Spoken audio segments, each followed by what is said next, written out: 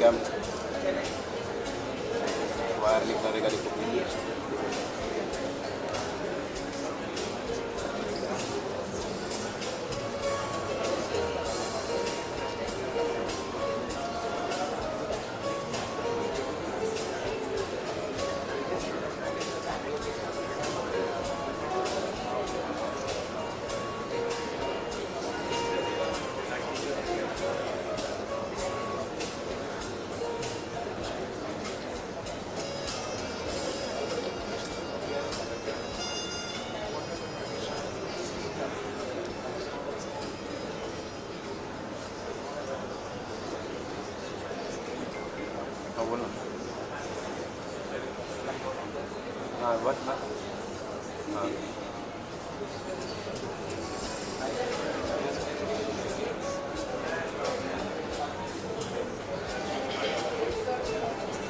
Well, once again, I'd like to repeat, in case you're having a cup of tea and coffee outside in the pre-function area, would request you to please join us in grab a cup of tea and coffee and join us for the conversations here. Well, we do see some conversations happening outside, but let's get those conversations begin on the stage as well. But we need your presence in the room to begin with. So requesting everyone to join us in and take a seat. That's where we kick start with our first segment of the day.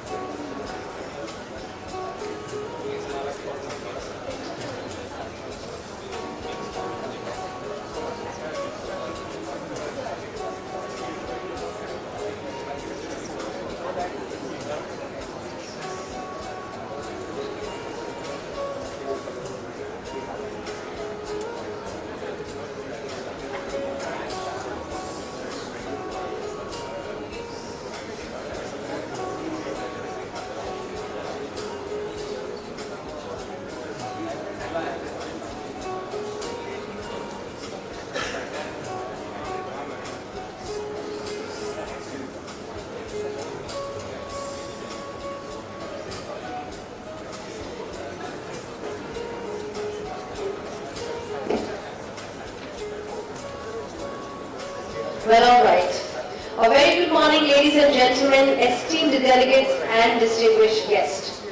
Well, on behalf of the Indian Venture and Alternate Capital Association, it is my profound honor and privilege to extend a very warm and resplendent welcome to all of you, as I must say that I was waiting for this moment to come on stage, and I believe so you are, because I am all set for this day, and I hope that you all are too. Because today, what we would need is your energy, because in turn, you are going to get a big dose of it from all our speakers who would be joining us on stage. Well, I am your host for today, Priya Srivankar, and I extend a very warm welcome to each one of you, and I must say that I'm mighty delighted to welcome each one of you to this very anticipated gathering, Ivca Secondaries Conference 2025. So can we have the loudest round of applause to begin with? Well, okay, can we get some more energy, because when I entered, I did really see some amazing energy outside. So let's get that energy in, and one more time, let me take it from the top. I welcome each one of you to Ivca Secondaries Conference 2025. Can we have the loudest round of applause to begin with? Fantastic. Well, that's the energy, that's the mood that I would require, and I believe that this energy should only and only multiply during the course of the day. Well, ladies and gentlemen, in 2025, India's secondaries market is experiencing a pivotal transformation, emerging as a vital pillar of the country's alternative investment landscape.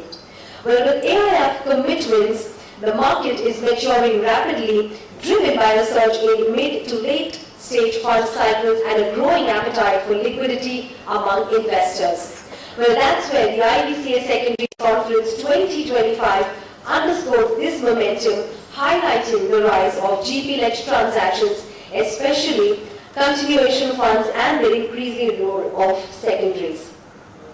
So here at Ivca Secondaries Conference 2025, from market maturity and momentum to key trends like GP-led transactions and LP-led deals, from its strategic importance to regulatory and institutional support, we bring to you a very, very thoughtful agenda. So let us together foster dialogue on liquidity solutions, fund restructuring and market innovation with all of you, where I am sure where we are committed to building a dynamic and efficient private capital ecosystem. But before we begin, I'm also delighted to share a very important update and news with all of you. It's about the IVCA's flagship climate convening the Green Returns Summit 2025 that will be held on the 24th and 25th of November in the capital itself at Bharat Mandapam, where this two-day platform will bring together global climate investors, policymakers and innovators to shape the future of green finance in India. So before we begin, can we have the video please? Can you have all your eyes towards the screen?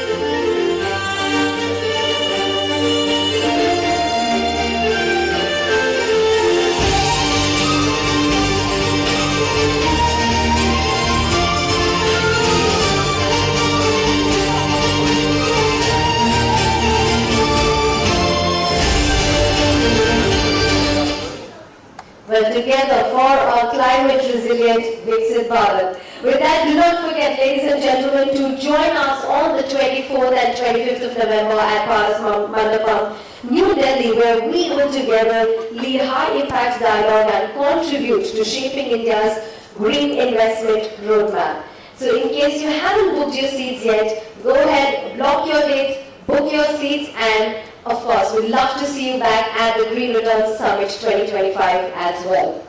Having said that, now bringing your attention back to this event, which is the Ivca Secondaries Conference 2025, we also like to thank our partners for their indelible support for bringing this conference together. So we'd like to thank our platinum partner, Morgan Lewis and Price Waterhouse and Co. LLP. We'd also like to thank our gold partners, Foundation Private Equity, Madison India Capital, TPG, New West, and your Net Venture Capital. We'd also like to thank our silver partner, Blue Venture. So can we have a round of applause for all our partners?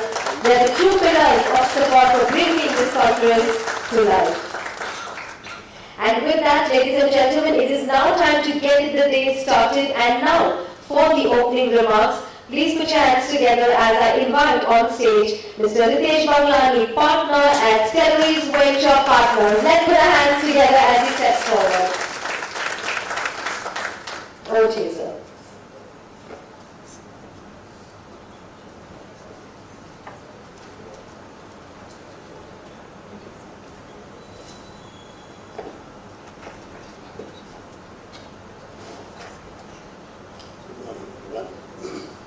My name is Ivca Secondaries. I'm a GP at Secondaries Venture Partners, which is an early stage VC firm with about $600 million under management. I will start this with a confession. I have been a VC for about 18 years now, and for the first decade of my venture career, I thought that secondaries were for purely performing funds. That as long as you made good investments, you can all hear me?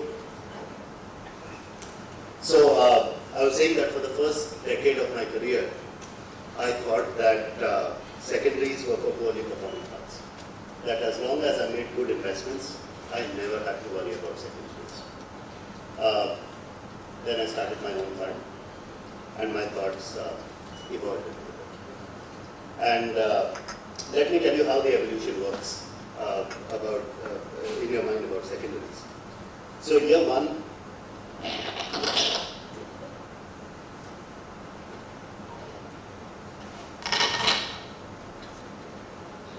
so the evolution of your thoughts about secondaries.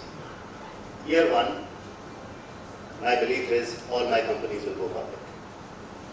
Year three, okay, the bad ones will die, but the good ones will go public. Year five, maybe all the good ones won't go public, but those that don't go public will find buyers somewhere. Year eight, okay, maybe one company will go public. Year nine, yes, that company did go public, but I still can't sell my shares. Year 10, maybe I need to ask my LPs for an extension to the fund. Year 12, will someone please buy my portfolio because there are some really good companies in the fund. That's the evolution of your thought process as a GP. And slowly secondaries, you start realizing the value of secondaries. And really over time, you start to realize that there isn't a hierarchy of exits. That cash is cash and one exit is not inherently better than the other.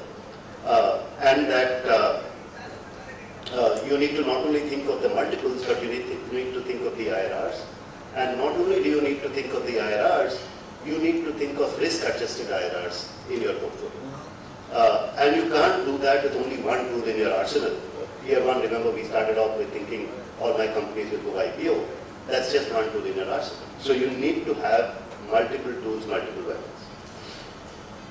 And to me, one realization has been that secondaries are more than just a liquidity tool. To me, they are also a portfolio management tool because they allow me to balance the risks across various portfolio companies. Taking early liquidity through a secondary in one company allows me to swing for the fences in another company. And that in itself is valuable for portfolio management and risk management. Also, I think they allow my LPs to balance risk in their portfolios as well, across vintages, across asset classes, and across geographies. A GP-led secondary allows me to back my conviction for longer. Even if the wider financial markets do not believe that the company is ready or is a winner, it allows me to take a 12-year, 15-year bet on a portfolio company. And most of all, I think secondaries allow for an alignment of interest between various LPs and between a GP and the LPs. And to me, that is actually a supreme value because it allows me to be on the same page with my LPs. I'll share some market data about secondaries as well. So globally, the secondary market has been on fire in the last 2 years.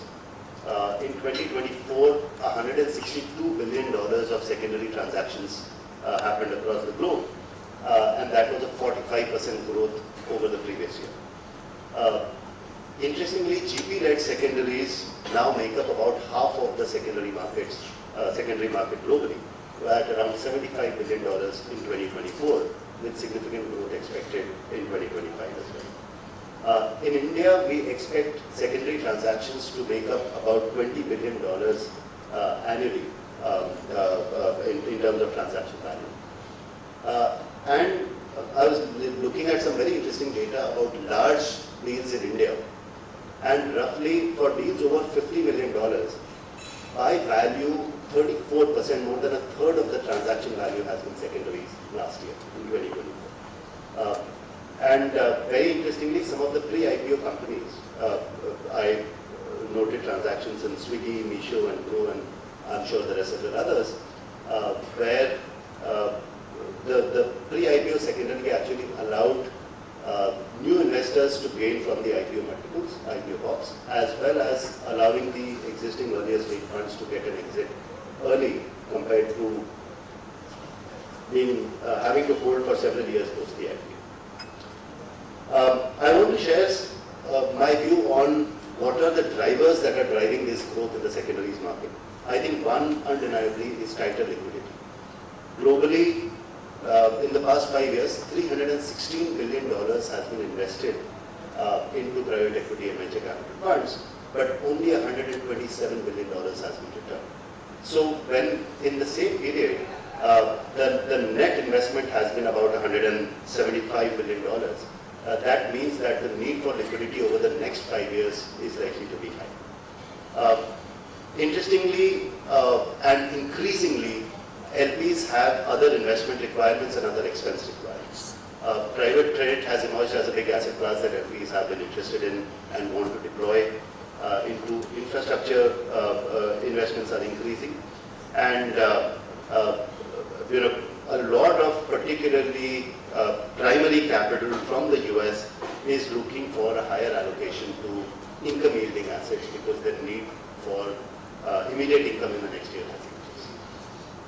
And third, I think the fundraising environment for GPs has been harder, and so GPs like myself need to show DPI in our portfolio in order to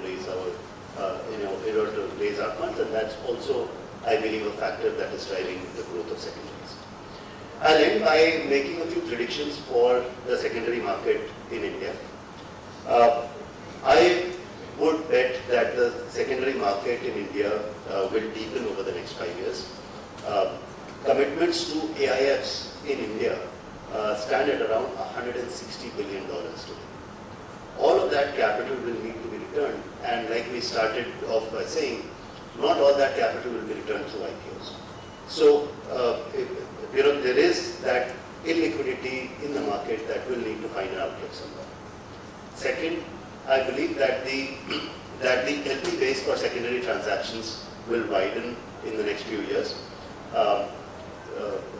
Institutional investors in India, sovereign funds, specialized secondary funds, and increasingly family offices will get interested in this asset class. And third, I hope and believe that we will see the emergence of a transparent and well-governed secondary market with cooperation between GPs, LPs, their advisors, and the regulator, and with some agreed and well-established benchmarks for pricing. So with this, I welcome you to the day's discussions, which I hope will be insightful, practical, and honest. Thank you so much.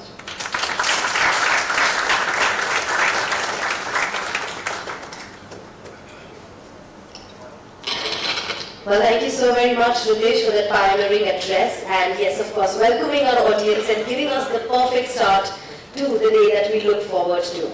With that, let's get started with the first discussion of the day, where the stage is just about to set in the next 30 seconds for the first panel discussion of the day. But before we do that, ladies and gentlemen, as you all know that we live in a world of technology, so let's harness the best of technology today, and let's take all those conversations happening on this stage outside the walls of this ballroom as well, with the hashtag IVCA and hashtag Secondaries Conference. So in case if you're sharing your key updates that you get to experience from this side of the hall onto your social media handles, do not forget to use the hashtag IVCA and hashtag Secondaries Conference onto your social media platforms, and if you do so, do not forget to tag us at IVCA. Having said that, it's now time to begin with the first panel discussion of the day. Well, it's said that initially the secondaries market was considered as a niche in the private equity market, and in the recent years, secondary transactions have been increasingly seen by limited partners as an alternative to the traditional primary market, and are now a mainstream pillar of the private equity landscape. Well, it is time to deep dive into our first panel discussion where our eminent speakers joining us on stage will look into how LP-led secondaries and what are its structures and execution. Well, we'll also be discussing on the current demand and outlook for LP-led secondaries, to talking about the LP motivations, what are really the key prices, the key risk pricing and valuation, to talking about the transaction structures. But also as we go along with the panel discussion and the other keynotes as well, do keep your questions ready, because at the end of our sessions, we'd love to keep an open forum where we'd love to invite a few questions from all of you. With that, let's get started with our first panel discussion, LP secondaries, structures and execution. First up, may I please invite on stage our first speaker, Dominic Go, Managing Director at Harbour West. Let's put our hands together as he steps forward. A very warm welcome. Well, next up, joining us on stage, please put your hands together for Rohit Agarwal, Head of Asian Private Equity at Ivca. Come on, let's put our hands together for Rohit Agarwal. I would request that if you can take your seats as per the pictures placed on the screen. Next up joining us is Peter Liu, Principal at Private Equity, LGT Capital Partners. Let's put our hands together. A very warm welcome, Peter. Next up joining us on stage is Swaroop Gudla, Principal at Headlands Capital. A very warm welcome. And to moderate this discussion, joining us on stage is Ted Craig, Partner at Morgan Lewis. Let's put our hands together.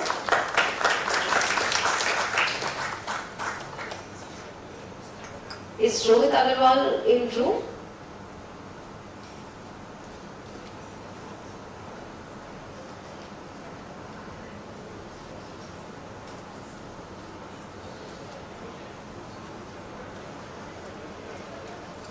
Well, he'll be joining us very soon for the panel. Till then, we can kickstart with the panel discussion, and Rohit, he's right here. Our speaker, Rohit Agarwal, let's put our hands together. Head of Asian Private Equity at Ivca. Very warm welcome, Rohit.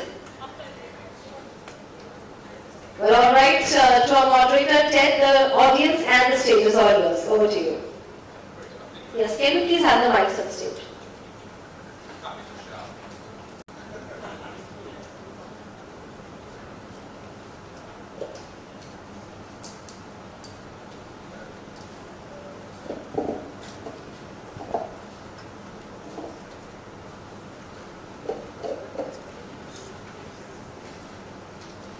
Great. Hopefully everyone can hear me. It's a real pleasure to be here, and good morning to everyone. I'll quickly introduce myself and then ask the panelists to introduce themselves too. So I'm Ted Craig, I'm a partner in the investment funds practice at Morgan Lewis. I'm based in London, and I've been doing secondary transactions for about 17 or 18 years now. And for a long time, that was dominated by the LP-led secondaries, which is the topic for the panel today. And I thought it was worth quickly drawing the distinction between LP-led deals and GP-led deals, but I'll let the panelists introduce themselves first and then we can sort of dive in. Hi everyone, this is Swaroop Gudla. I'm a principal at Headlands Capital. I've been in this space for more than a decade now. At Headlands, we are a full solution provider with an emphasis on LP portfolio transactions in the secondary space.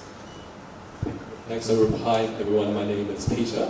I represent LGT Capital Partners. We are a Swiss-based global alternatives firm. I'm based in Hong Kong myself, and I lead our India investments, which entails fund commitments, secondaries, and direct investments in the country. We have been long-term investors in India. I was counting, this is our 20th year investing into the country, and it remains one of our most active markets. Speaking of secondaries in this panel, we did our first Indian secondaries in 2007, which happens to be an LP secondary. And we've been able to see the full gamut of LP secondaries, right, team spin-outs, continuation vehicles through the years. Great to finally see this all coming together as an emerging market. So happy to meet everyone here and share our thoughts today. Hi, I'm Rohit Agarwal. I head Asia Private Equity for Ivca. Ivca is an alternative investment firm with about $380 billion of assets under supervision. About a third of that, so 120 billion, is in private equity and venture capital. Within that, we do all of, call it primaries, secondaries, and co-investments. Secondaries is a new but growing part of our business, and just as we feel that this is going to be a much more important part of the whole private equity and private markets industry going forward. And as that grows globally, we feel that India will grow alongside that as well. Hi everyone, it's amazing to see the scale of this conference today on just secondaries. A couple of years ago, you struggled to even get 10 minutes of attention, so this is amazing. My name is Dominic Goh. I am with Harvest Partners, which is a global private markets investor. I manage our Asia Secondaries business and based in Singapore. We've been doing secondaries for about 15 plus years now. Harvest, we've been in India now, best part of sort of 2 decades across primaries, secondaries, and co-investments. Thank you. Great stuff. So, yeah, like I promised, I thought it was worth quickly drawing the distinction between GP-led deals and LP-led deals, which I'm sure lots of you are aware of, but nevertheless, hopefully useful. And particularly because the GP-led space has had a real uptick in activity globally and India as well in the last few years. But the context around the secondaries market in private funds, it started mainly with LP-led secondaries, hence the topic of the discussion today. And when we're talking about LP-led secondaries, we're talking about investors in private funds seeking to sell their interest in those funds. So just to think, the way I think about it is, we're talking about a fund-level transaction rather than a company-level transaction. The other thing worth mentioning, I think it was mentioned at the introduction that we'll have questions at the end, and not to be a troublemaker, but because we want to make sure this panel is helpful for you, we thought we might try and pause sort of halfway, if I remember, to ask any questions, because obviously we like full time to them. So like I said, if I remember, I'll try and pause halfway, so start thinking about any questions you might have. And yeah, so let's sort of start the panel. And again, to give context, I've tried to make my job as easy as possible here by asking some very simple questions that lead actually then to probably some quite nuanced and detailed discussion. The first very simple question that I'm going to ask the panel, and happy for any one of you to jump in, is in the context of an LP-led secondary, who's selling and why?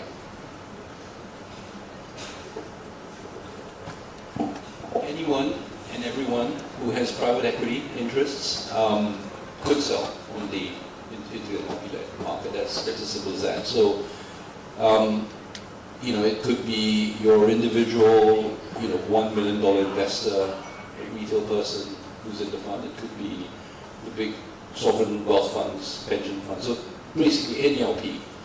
You know, as Ted mentioned, this is a part of the market. The secondary started out with LP-led. GP-led transactions never existed 3-4 decades ago when secondaries first took off, before they were even known as secondaries. And that was driven by the need for LPs to inorganically drive liquidity in what is otherwise an illiquid asset class.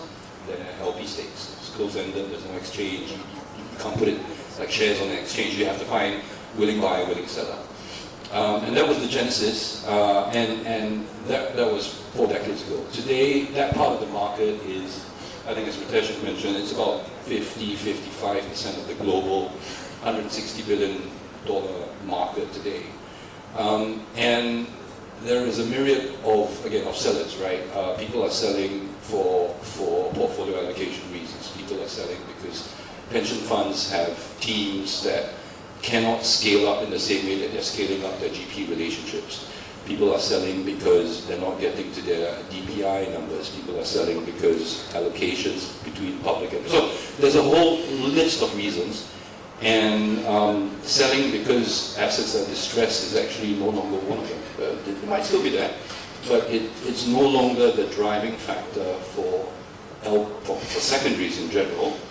Globally today, the market has become so much more of there's a flow, there's a baseline. There are sellers that programmatically, and these are large institutions, they come up every year and they put out portfolios that are billions in dollars in size because they use it as a tool, as a portfolio management tool. I think we've heard that phrase to manage their exposures to global private equity. I think just to add to what Ritesh mentioned in your opening note, right, we've really seen an evolution of the secondaries market over time on the LP side of early days, like 2000s, 2005, there used to be such a stigma with secondaries because it was seen as a negative signal, right? From a LP perspective, if I was selling my LP interests, people would perceive me as being in distress, right? From a GP's perspective, if someone is selling an LP interest in my fund, that's a negative sign. They no longer want to be associated with me going forward. But we've really seen the evolution over time with secondaries being a much more institutional asset class right now. As Dominic mentioned, it really is a portfolio management tool. There's offense, there's defense, there's reasons why people still sell for liquidity reasons, regulatory reasons, but portfolio management has really become the way to synchronize your portfolio with secondaries. To add to Peter and Dominic, I think the level of sophistication that we are seeing has been unparalleled, right? And this shows the depth in the secondaries market.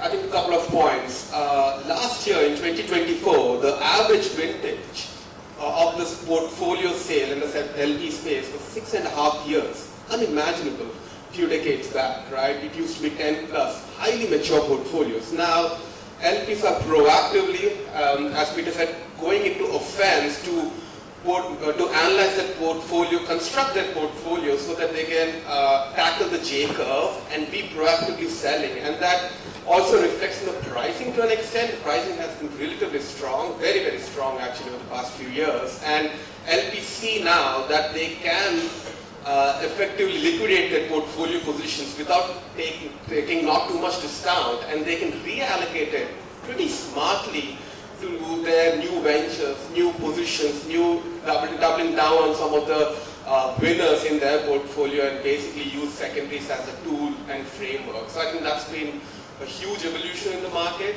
even in the LP side, and I think that will continue to be the case going forward. I agree with and echo with everything that the panel has been saying, right? And if you just take a step back and think about the question, who is selling in any asset class, for it everywhere, there's always buyers and sellers, right? Nobody asks for public markets why you're selling or why is someone selling. Why is this even a question for private equity or for private markets? The big reason for that is that there is a lot more friction that is there in the market. So there has traditionally been in the market to sell your positions in the LP secondary market. That was driven by a few things. You could sell, but can you then buy it or not? What's the level of discount? And that adds a little bit of friction there. There is opacity of information, and hence, as you look to price these transactions, there's always a case where the buyer is thinking, what is it that I don't know? Is there adverse selection here that's happening, and is that why the LP is selling? And all of these frictions basically were impediments to the secondary market from growing. I think what the panel has been saying, and sort of what we've also seen, is that some of those impediments or those frictions have considerably eased over a period of time as there have been more buyers and sellers that have entered the market, and that has basically reduced the amount of friction that's there in the market. And that then increases the volume of secondaries that you're seeing today. And so today people aren't, it's not new in the sense that people always wanted to make these portfolio allocation decisions. They always wanted to go and sell in the market certain positions. They just weren't able to do that because the frictions were higher. As those frictions come down, and they've been coming down, we will see a growth of this market, and that's a healthy growth in our opinion. I'm actually going to use that as a bit of a segue into the next question, which is what are LPs selling? And obviously we've talked about they're selling interest in private funds, but what type of fund? And actually, Swara, you make a really interesting point there about the age of the portfolio. So yeah, thoughts around and even different asset classes, different strategies. So, and I guess we can talk generally, but also if you've got sort of recent specific examples of trends around sort of what types of funds are being sold and underlying assets, etc. I think typically here what we are seeing is in the LP side, selling is happening across the board, all the private equity strategies, right, all the private markets. You have buyout, which is the anchor here, more than almost close to 70% of the value and volume that we see in the market is buyout. Then you have venture growth. Over the past few years, post-COVID, it has taken a bit of a step back. but just given the size and scale of that asset class, that remains an important part of the LP deal flow. Then you have private credit and credit-related strategies. It has been on tear over the past few years. I think traditionally it used to get larger spreads and discounts, but post volatile interest rate environments, you are seeing everybody wants to buy credit, and there are no specialized. So there are buyers for that piece as well, right? And that's another focus area. I think we'll have a couple of other points regarding specialist buyers, but credit is seeing a huge uptake. And then you have rest, right? You have infrastructure, you have real estate, again specialized buyers in these individual space, which are seeing strong pricing, especially on the infra side, because there are specialist buyers with lower cost of capital willing to pay high dollars to buy infra space. Real estate, again, is an important play. There are specialist real estate buyers in the secondary space. So given the depth of the buyer pool across all these asset classes, that's kind of reinvigorating the seller side, induced demand as well, where the advisory space is doing a lot of legwork for us, educating the broader market regarding their ability to sell in the LP sell in this particular space. So that's been really interesting, because the efficiency in the market, as just was discussed, is extraordinary. Now, the advisors are charging few basis points on the NAV, which is close to what public stockbrokers would be charging, right? So it's a very efficient market. There are a lot of buyers. All asset classes get traded. There are different specialized buyers, different sellers can come into the market with their different structure, and they should have confidence that there are some buyers to any kind of portfolio construction they might have. I think just jumping in terms of tying to India, right, what's being sold in a way, the secondary market is a derivative of the primary market, right? If you think about people make primary fund commitments into Indian funds many, many years ago, and over time, right, with duration, that's when LP interest, secondary deals start happening. So in terms of what we see, a lot of the flow today is in Indian funds that were raised, say, in the 07 to 2012, 2013 vintages. And then if you back it out, right, those funds were given the maturity market back in the days. That was all the more venture growth funds, which quite interestingly, I think to Ritesh's point, given the gestation periods required early days for these companies to scale, now that these funds are later in the cycle, we actually do see very interesting select trophy assets just waiting for 6 more months, 12 more months to IPO. So that's one subset of the market. And then the other side, right, you do see for portfolio management reasons, some asset managers or LPs, right, they are selling down more recent vintage funds because maybe they're no longer doing India, they're no longer doing Asia, right, they're pivoting their portfolios. So that those funds are more of, right, 2020, 2021, or 18, 19 vintages, more recent, in different stage of portfolio development. So again, there really is a very wide spectrum of funds that we see.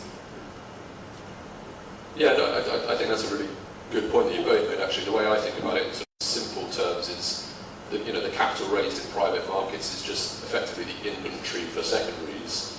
As you say, for a long time, you know, buyout is, you know, the biggest parts of private markets. But as other asset classes and geographies and things have grown, then almost inevitably you're going to start seeing secondaries activity in respect of those. And I remember actually someone made the point to me that I think the private credit secondaries market picked up actually. Not exactly, but closely, the actual capital within private credit funds at that point in time was similar to what was in private equity funds, when the private equity secondaries market took off. So I think if you assume now, given the efficiencies we talked about, there's some level of trading, it's almost inevitable, but I don't think I'm oversimplifying it. And so maybe then we move next to who's actually buying, and you know, we sort of started to talk about it, but you know, we've got specialists in the space, in terms of strategies and geography and things like that. So yeah, maybe some thoughts about who the buyers in the market might be for, and again, for a particular type of portfolio or asset class. And again, Dominic, maybe starting with you as a, because I often think that, you know, you've got some global players down to specialists, so maybe starting with one in the spectrum. Yeah, I mean,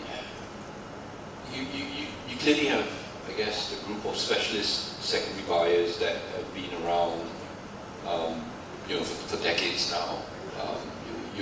One thing that's interesting about the secondaries market is if you look back, the last kind of 2 or 3 decades, the call it 10 largest or 15 largest players, investors, have kind of remained the same. You contrast that with other asset classes, and you realize that that's not really the case, right? US buyout, you think about that's seeing changes through the GFC, through .com, right? But not so in the case of secondaries. And so why is that happening? I think a big part of it is the somewhat specialist nature of what buyers do, because you're buying portfolios of 15, 20, 25 funds at one go. And it takes a certain scale of the platform and knowledge of pricing 500 companies at one go. And that's something that's not easily replicable. And so I think what that means is that we then have a market today where I think that, if you will, I don't really have the statistics in front of me, but I think is at least the top half of what gets done in that 200 billion. A lot of that actually goes to this group of very specialist buyers that are able to then construct very diversified and very large portfolios of funds, which then get traded on the secondary market. And then I think as you go further down the stack, you then have a lot of these more specialist buyers. You have buyers that look at certain asset classes. You have buyers that would look at certain, even not looking at large buyout, looking at small buyout, looking at just venture, specific geographies, etc. That form the rest of the stack. And there is a need for that part of that market as well, because in terms of the selling volumes, you've got large institutions that will put up global portfolios. You've got family offices that may be more targeted. It's a little bit for there's everything for everyone. The market is now grown to such a scale, both in the breadth and the depth of sellers and inventory that's being sold, that there is so much demand on the buying side to try and match that supply. I agree, and I echo the points that Dominic made, right? I think if you think of buying the secondaries, particularly LP positions, like everybody could be a buyer, right? Like there's no constraint to it. But if you really peel the onion a little bit and think about, okay, who would be a good buyer for these assets, is somebody who can price the asset well. And if you go back to call it the kind of frictions that exist in the market, the biggest friction here is information availability. As you know, a lot of you sort of have your own funds, running funds. A lot of the information about your funds, your assets is not publicly available. It's not like you can go on Bloomberg and sort of get all the information you need and sort of price the risk and price the asset. So now who's best positioned to be able to price a few hundred line items, as Dominic mentioned? It's going to be players who've been doing this for a long time. Potentially players who are active across the private equity or private credit landscape, right? So if you're making primary commitments on one side of the firm, and you have a lot of GP relationships from that side of the firm, and you understand people's portfolios, you understand the underwriting, you understand how portfolios are marked.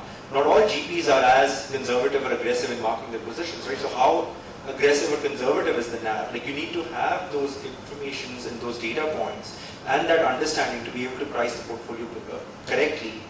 And the people who are going to increasingly have that are going to be the larger, specialized, large asset management firms who have these multiple GP relationships, who can go to the seller and say that it's not just these 2 funds that I have call it insights on that I want to buy.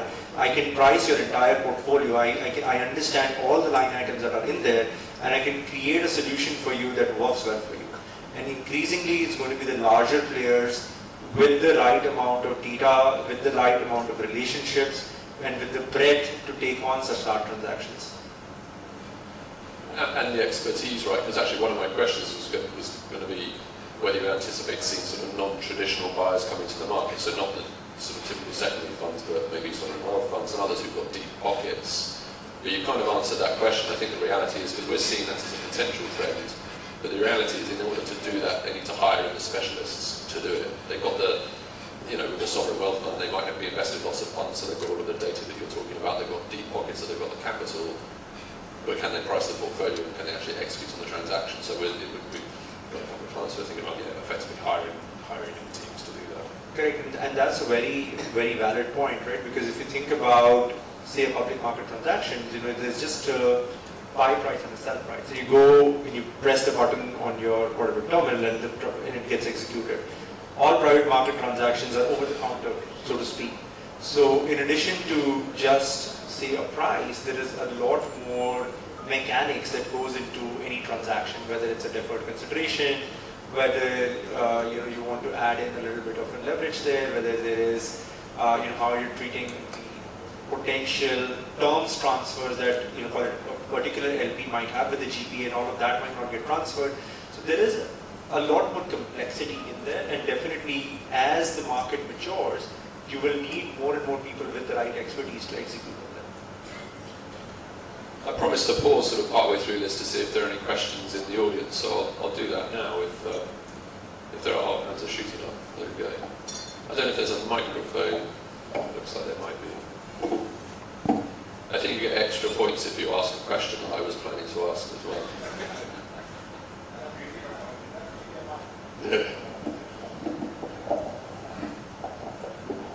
I should have given you my mic because you're sort of taking over my job. Hi, thanks. This is very educated. This view from Kendro Capital. I think maybe a question specifically on India, since we are here, is what is the ticket size? Exclude maybe the two extremes of very small and very large. But what do you see from your kind of zip code? Is it 20 million, 50 million? Is it larger? And how many funds would have to be for you say there's enough diversification for you to be interested? Because I'm sure you're not taking a single buyout fund risk if you want to sell it, but if it has 5, 6 fund exposures, that's more interesting. So talk a little bit about those mechanics of what's really happening from the size and diversification perspective of LP interest. I'm going to offer my microphone because I feel like this is a question for the panel as well.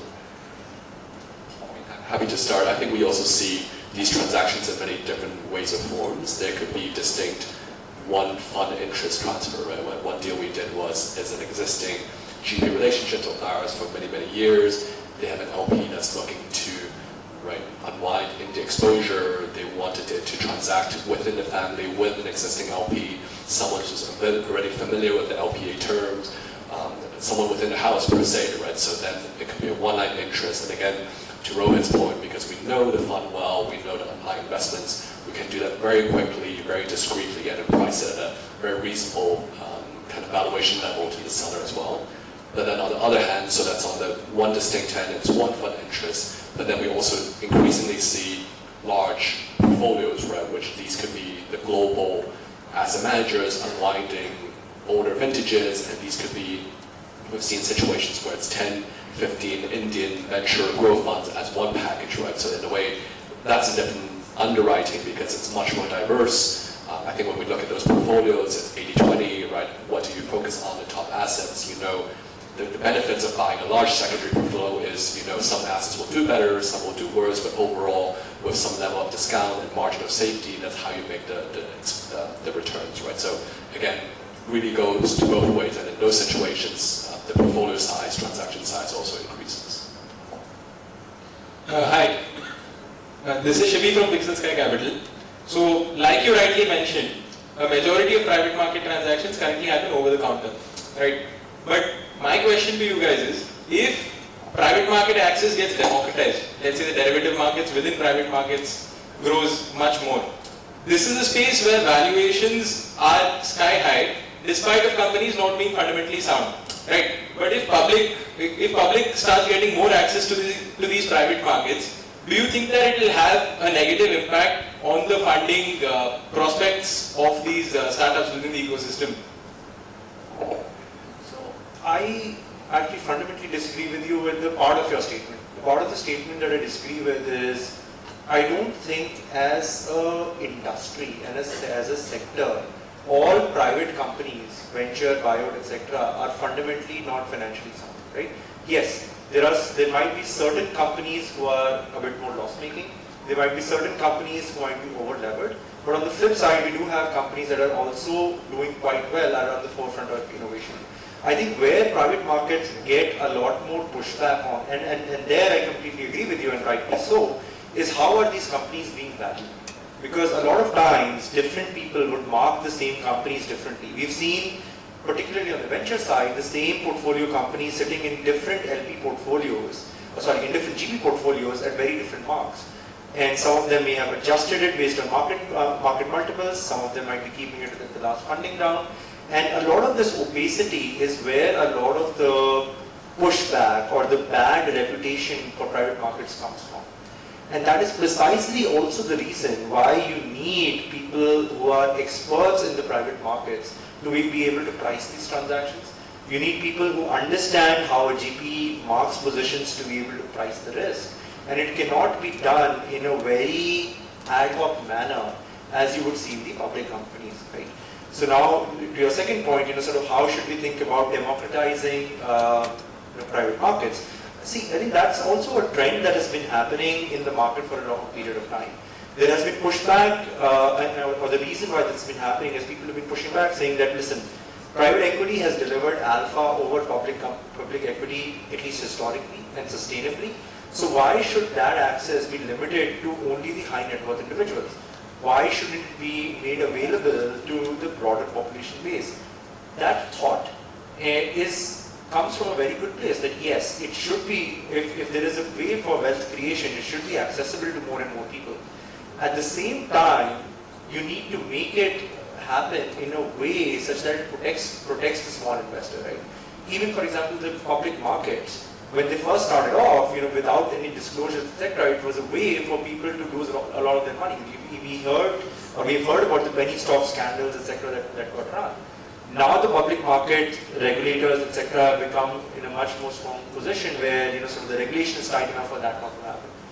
For private markets to be truly, fully, call it democratized, we would need a lot more regulation to come in. In the meantime, what is happening a lot more is we have sophisticated high net worth individuals who are setting up family offices, who are hiring the right kind of people who can assess these transactions, and the way the market is moving is, why don't we start giving them access? And then over a period of time, we open it up to a broader investor base. I think that's the right way to do it.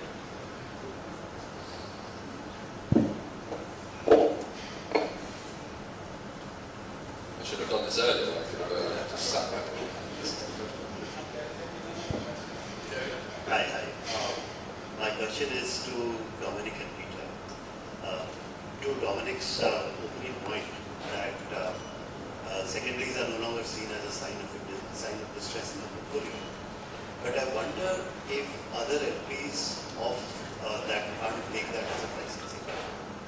If, let's say, you are an LP in a fund where another LP is selling part of the portfolio at, let's say, a 40% discount to NAV, would you then mark down the value in your books as well? Would you take that as a signal of the real value of the portfolio, or you would still consider it as a private transaction between two parties that you have? Well, many ways to answer that question. I would say, bluntly put, it should be a question of materiality as well, where if you become aware that, one other LP in the fund of 100 LPs has done a trade at whatever the price is, and normally prices, by the way, do not get disclosed, but if you somehow found out what the price was, you'd probably be asking yourselves, and your auditors would probably be asking you as well, how reliable is that piece of data? I think the realization today is that investors sell out of private equity for many reasons. That 40% might be an interest in a portfolio of 10 funds, and they've decided to price allocate more of a discount for whatever reason to that one interest, purely for perhaps, tax reasons or whatever, transfer reasons, etc. So there's so much opacity in the price that to use that for accounting purposes, I don't think any auditor, and the practice today is to not do that, right? Whereby ultimately the valuation of the assets in a private equity fund is decided by the GP. To Rohit's point, right, this is not like a public market structure where you have buyers, bid and ask spread perfectly lined up, the next person's going to swoop in at a clearing price, right, the market clearing price per se. These are really bespoke, negotiated transactions, right? There's all sorts of different set of motivations. I think on extreme cases, like say in China, what we're seeing today, you have corporate distressed sellers who just want cash, they want to get out, so they're happy to sell us LP interest at 70% off, right? But that's not reflective of the underlying value of these assets, which is they just want liquidity and they want it fast, right? Which is where we come into that case. I think there's also structures that you can implement, right? So you can say, hey, I'm optically pricing a deal at par, but there's deferred considerations, there could be upside sharing. So again, price is price, but ultimately it comes down to value as well in terms of overall equation. And actually, just another quick point on the fact that the price isn't necessarily disclosed. Like, we often work on deals where the GP doesn't even know what the price is, let alone the other LPs. So, yeah, it's definitely worth knowing that more often than not, it's just a bilateral arrangement. Just to take the point a bit further, I think proactively the GP would use that as a benchmark, a near-term benchmark. And if we have conviction of that position, and we are aware because we talk to the advisors, there are many advisors who proactively go into the market and seek specific sellers in that particular fund and see if that's the price where it's getting cleared, right? Because again, as we discussed, this is not true tried and tested market. And if we have conviction, and if it's a price which is lower than what we believe is the fundamental mark, then we might double down, and that might have an indicative effect rather than remarking the portfolio position to a lower amount. Hi, this is Sunil Goel. I run UNS Venture Capital. Recirculation of capital is very, very important for any startup ecosystem. We gave an example of sovereign fund. Sovereign fund in India have played a very good role. Until now, we've not been able to go back to them and think to them, make them realize they can also recirculate their capital through the secondary markets. Any examples internationally available of sovereign funds recirculating their capital, monetizing their portfolio across 50, 100 LPs, GPs, and then reigniting the market further?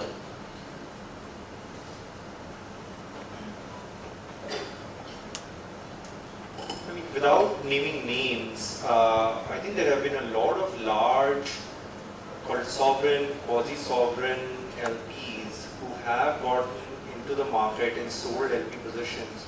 Then there have been various reasons for doing so, right? And we can not going to get into too much detail with the different ones. But at times it is, what has been pointed out, for example, China. There are certain LPs who can no longer invest in China or have taken a very allergic view to China, and hence they just want to liquidate their portfolios there. And so then they've gone out of the market and sold those positions specifically. In other cases, there are sovereigns who are fully invested, and for just liquidity reasons, because they want to maintain a certain asset allocation, or they have commitments already made to several other funds who can call capital and they need the liquidity, they've gone out and sold positions in the market. So I think globally there have been multiple and enough examples of this happening. Specifically to India, if you think about, maybe perhaps, there haven't been as many examples in India yet. And maybe that's just a reflection of the maturity curve of the Indian private equity industry, as well as, call it the LP bases here, etc. As we've been discussing, you need very specific talent, not just to buy secondaries, but also to sell secondaries. And to the extent as when you're still building up your portfolio, you don't have as much liquidity needs. And if you don't have very strong tactical views, you might not have built enough capability to, go out and buy and sell secondary portfolios. But over a period of time, that should definitely happen. We're not a sovereign per se, but just sharing what I've spoken with some colleagues in sovereign funds. In a way, they're also a big LP, right? I think they look at it as a book.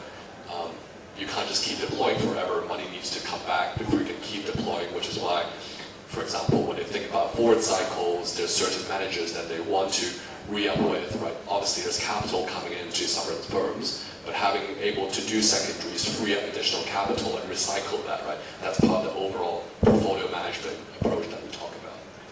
Just a bit more comment. I think sovereign wealth fund is much more patient, so they don't have the immediate need or urgent need to recycle their portfolio. And coupled with geopolitical, strategic, regulatory, there are multiple other issues where it makes the capital much more there is more longevity. And from Indian context, that makes it, from a perspective from India, that sovereign investment will take time to come back with an India-specific portfolio, India-heavy portfolio into the market. I'm just conscious of time, and I might not be invited back here if I let this go on all day. And I'm conscious, we probably could talk all day about this, but so maybe we'll do one more question, and then obviously, the panelists and I are here for the rest of the day. So feel free to. Thank you. Hi, this is Bharat Bakshi from Edgewater Partners. In terms of the LPs that you've traditionally seen selling positions in Indian funds, I would assume traditionally it's been international LPs. How are you seeing the situation with domestic LPs? I know they've been a more recent entrant into the private markets in India. Are you seeing domestic LPs starting to sell, and how do you see that panning out maybe over the next 3-4 years? So I think in India and some of the Asian countries also, face the challenge of currency controls, all right, and being able to invest offshore, right?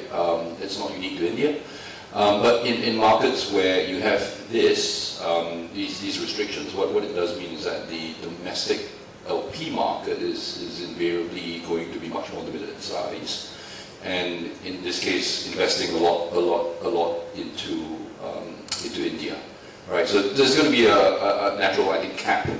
It's growing, but it will not get to the same size of versus a market where you don't have such currency controls in place. Right, I think we're sort of. It looks like we've run out of time, but like I said, I think we're all here. So feel free to approach them, ask questions, and things like that. And finally, just to thank all the panelists for your valuable and interesting contributions. Thank you all, and look forward to speaking to you all later.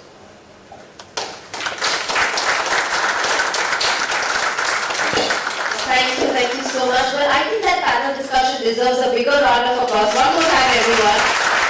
Thank you so much, Chen, for beautifully leading that whole conversation for us, and of course to our speakers as well for putting those very pertinent points on table. I'm sure that our audience members has been able to encapsulate some very important learnings from that discussion. With that, I'd like to invite on stage Mr. Nitin Nair, co-founder and managing partner at Filter Capital, to join us and felicitate all our speakers with a memento, a token of appreciation. Come on, let's thank everyone, ladies and gentlemen, one more time.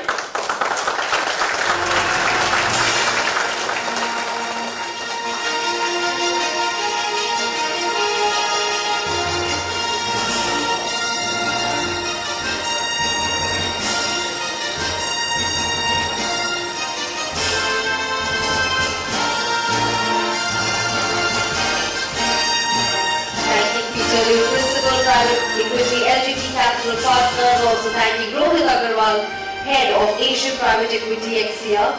We'd also like to thank, come on ladies and gentlemen, another round of applause one more time. Yes, we'll all to please come together for a group picture. Let's ensure we get a beautiful frame clicked together.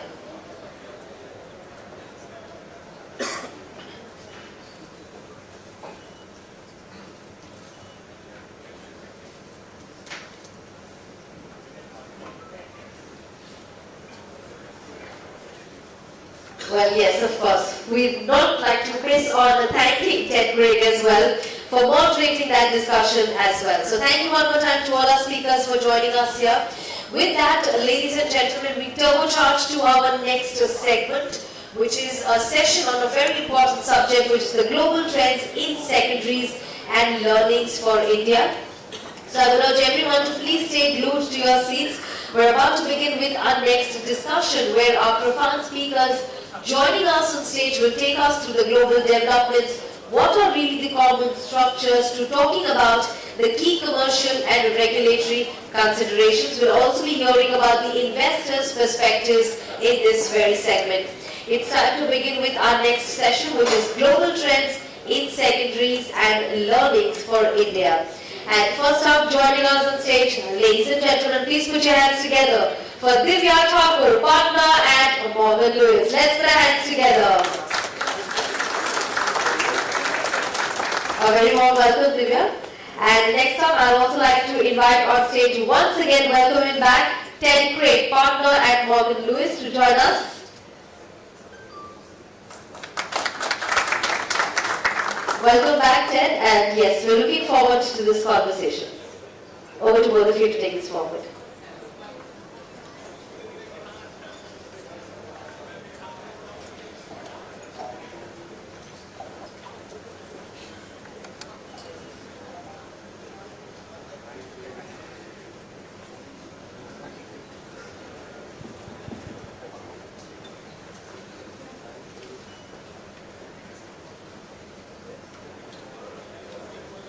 Let's just give them a few seconds to blow up the PowerPoint that we had.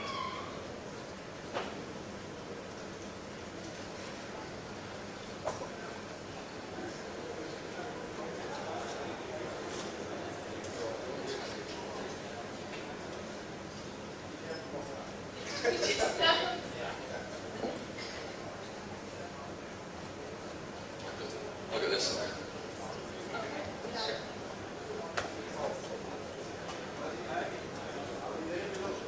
This is literally like a TED talk, right? Enjoy about it last time. So good morning, everyone. I am Ivca Secondaries. I'm a partner in Morgan Lewis, and I head their funds practice. I'm based in Singapore. Together with me is Ted Craig. You heard him on the last panel. He's also a partner and based in our London office.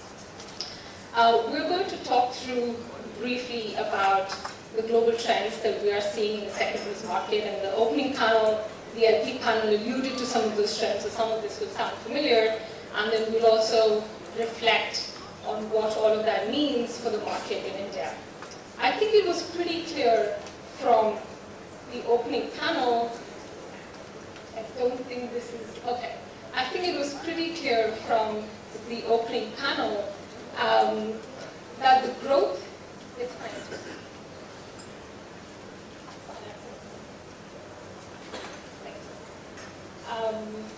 That the growth that we've been witnessing in the secondary space globally is not just a growth of a particular sector or a segment in the investment funds world, but it's actually a fundamental shift to how the capital in the market is being deployed and how it's being managed. If you look at the graph on your left, you see that the global secondary market volume was at $162 million in 2024, and Ritesh mentioned it in his opening remarks as well. But what I really like about this graph is that it reflects consistency in growth of those numbers. There's obviously some highs and lows that you see around the pandemic years, but overall, that to me is a good indication of the fact that what we're looking at is not just a trend in the market, but a phenomenon that is here to stay. If you look at the graph on your right, that tells us that the secondaries funds globally in 2024 raised about $106.5 billion. Now that is remarkable. That number had never been hit before. And I think 2025 is probably poised for a similar year. But that tells us that institutional investors, and we heard from some of them just before this session, they are looking at secondaries as part of the core allocation strategy. The most significant trend that we've seen globally in the secondary space, and I would say over the last decade, has been the growth of continuation funds in the market. And here, if you look at these graphs, it tells us that within the emerging markets or the growth markets, Asia Pacific has actually accounted for 80% of the continuation vehicle fundraisings. Now that's a huge number.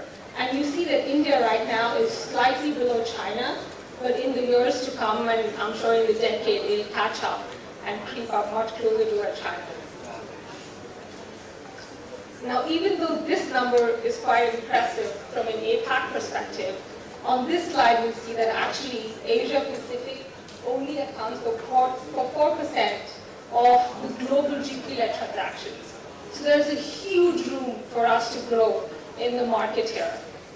Some of the things we heard from the earlier panel, buyout strategies are a clear favorite of the day. We obviously see growth, we see VC, we've seen real estate, we've seen infrastructure, but buyout really takes the cake. Amongst deal types is the single asset continuation vehicles that get a lot of traction, and in fact 44% of these single asset continuation vehicles trade at or above NAV. One other thing probably worth noting on the slide is that the split between the GP-led deals and the LP-led deals seems pretty even so far, so we have to see how that plays out. And with that, Ted, I'll hand it over to you to walk us through what terms you are seeing in the continuation fund space.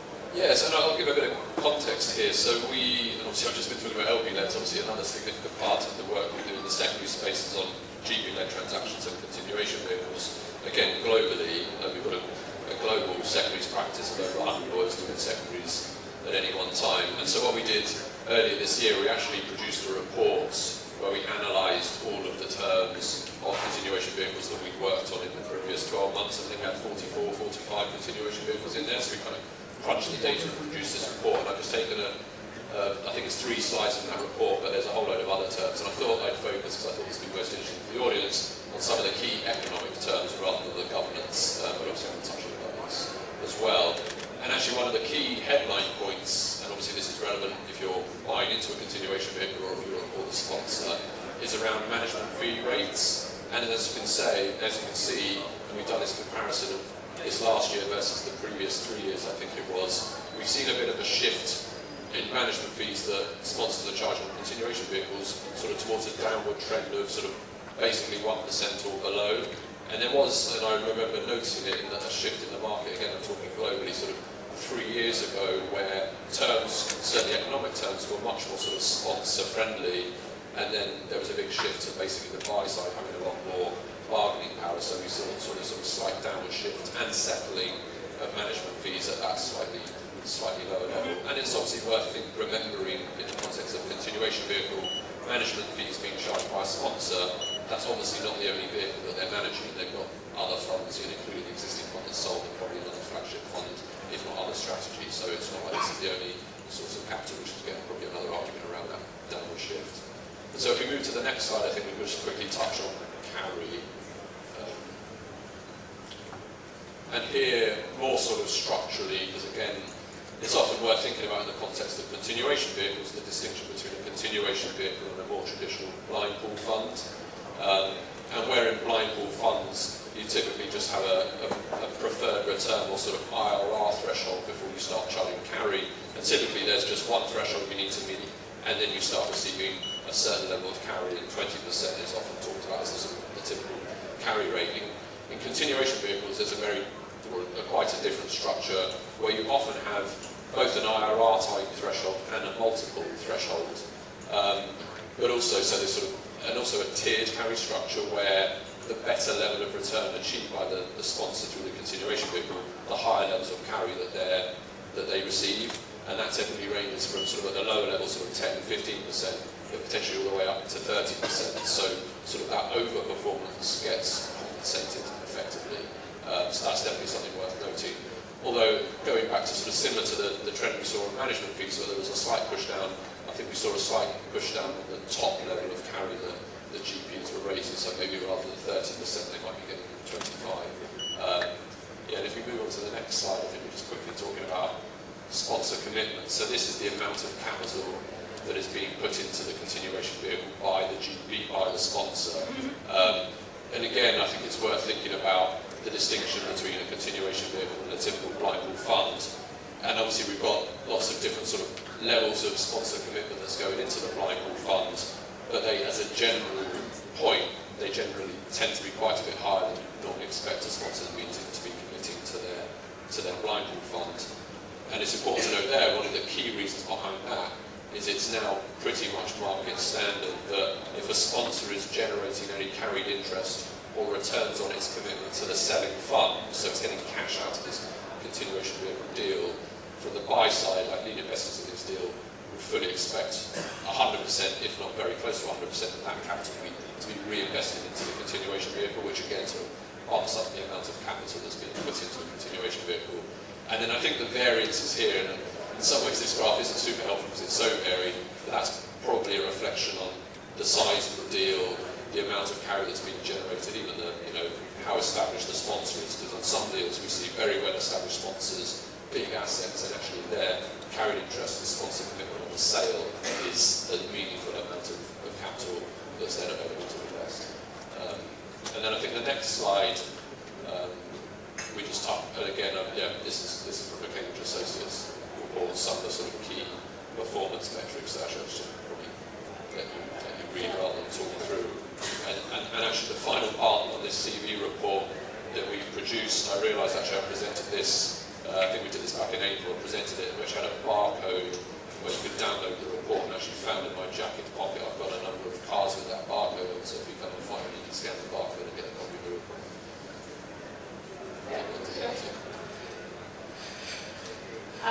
So like Ted said, feel free to reach out if there are other specific terms you like some intel on. We'll be happy to share it with you. But I think my key takeaway from the report overall was that there is now some level of standardization in how the market is viewing terms for continuation vehicles. And I would say that there's also standardization to quite an extent in how the documentation process is working and how some of these structures are evolving, or how we're thinking about continuation fund structures overall. So there is really not that much of a need to reinvent the wheel here. We can tell you what the market is, we can tell you what investors are looking for and expecting in this space. And sorry to jump in there, because that's a really important and valuable point, because this is such a new market that it wasn't that long ago where people started claiming market terms that you'd always want to laugh, because it wasn't a thing that you could refer to market terms. But in in a relatively short period of time, those market terms and parameters, even around the process of these deals, have started to really bed in. So there are now sort of market terms and market norms on these transactions. That's definitely worth being aware of that. So these are just performance characteristics. Typically we see an IRR range of 12 to 15% with an average multiple of 1.3x over a 3 to 5 year time horizon for a continuation fund. But I think what I like the most on this slide is really the last bullet point of a 6 to 9 month deal timeline. And that is really half of the amount of time it took me when I did my first continuation fund about 12 years ago. So there is obviously increasing sophistication in the market. There are increasing efficiencies that can be taken advantage of here. Now just the last slide, and sort of thinking about what all of that means in the context of the Indian market. And we're looking at a market where the PE/VC AUM is expected to be at about $130 billion. Now that apparently translates into a secondary market potential of $5 to $8 billion. Obviously the fundamentals are there, as we've just heard from LPs in the market. There's a growing AUM. We have sophisticated market participants. We have stronger performance metrics.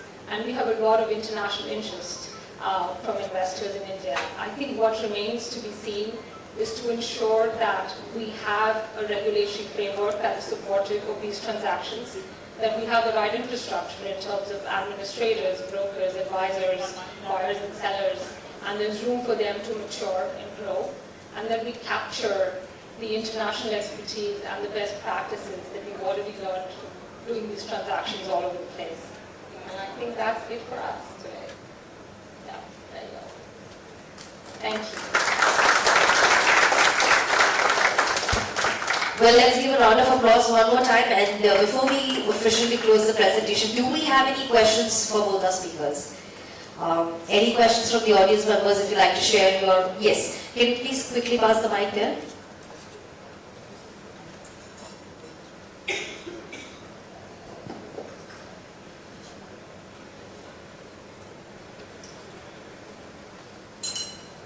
If the questions, am I going to be on every panel of the answers? Hello, hi. Thank you for that insightful presentation. This is Vishaka from Howden. I wanted to understand that how many of these transactions have you seen insurance being used in? I think that I remember actually the shift. So for a while it was sort of about 30% of the deals were being insured, and then it seemed to turned on its head and it flipped to sort of 30% not being insured, and I think that number's just ever increasing. So I'd say by far the majority, like the large majority of deals are using insurance, for sure. Thank you. Thank you. Do we have any more questions? Yes, can you please quickly pass the mic here? Hello, this is Ashish from Headland Capital. So my question is, do you expect the GP-led strategy to dominate the Indian market in future, or LP-led would be the primary driver? Is that the Indian market or the global market? Sorry. Indian market. Well, I think in the short to medium term, I do expect the GP-led market for India to be more robust. But there is no reason why in times to come we wouldn't see sort of larger LP-led deals in India as well. Just a follow-up question on the average returns, because that shows 1.3 times 30% IR. Is that the latest performance of GP-leds that are done? Because at least I speak for my peers as well, we definitely hope for higher GP-led returns on those deals. Yeah, I mean, it's probably higher. It's just what we got from Stepstone and Hamilton, so, it's probably higher. Yeah, I wouldn't, I'll defer to you on that one. So, yeah. Thank you. Any more questions?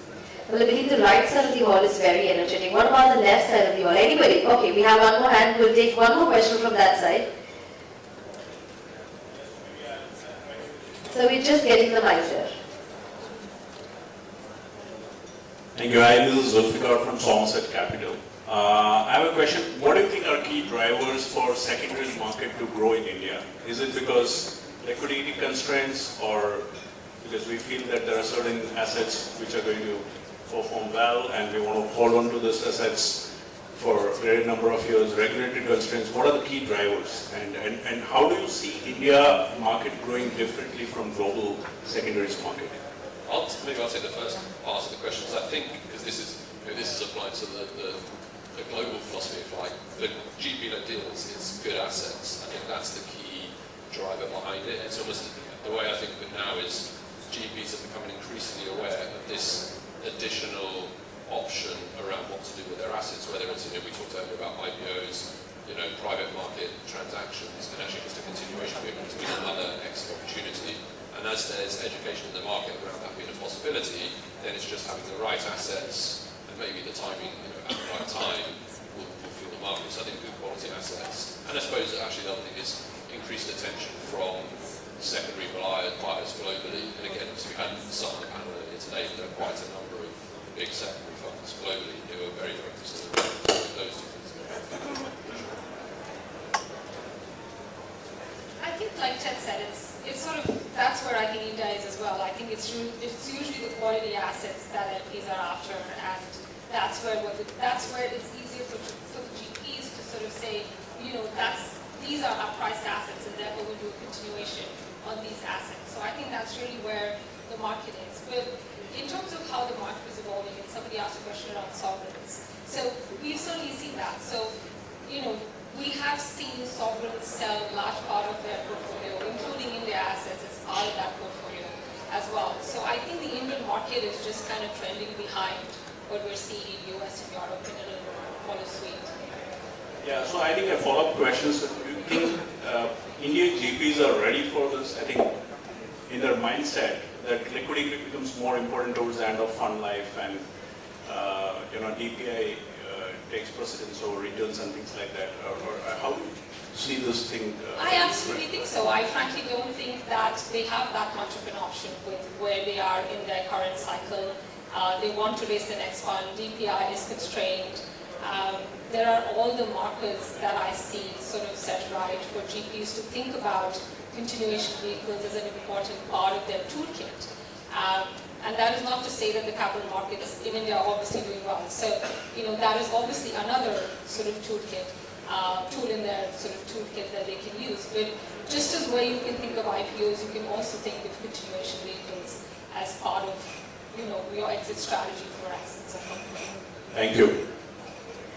Thank you. Okay, we'll take that as the last question. Yes. Just a question on how do you guys think about if and whether there are conflicts of interest between exiting LPs, incoming LPs, GP-led secondaries, how they price?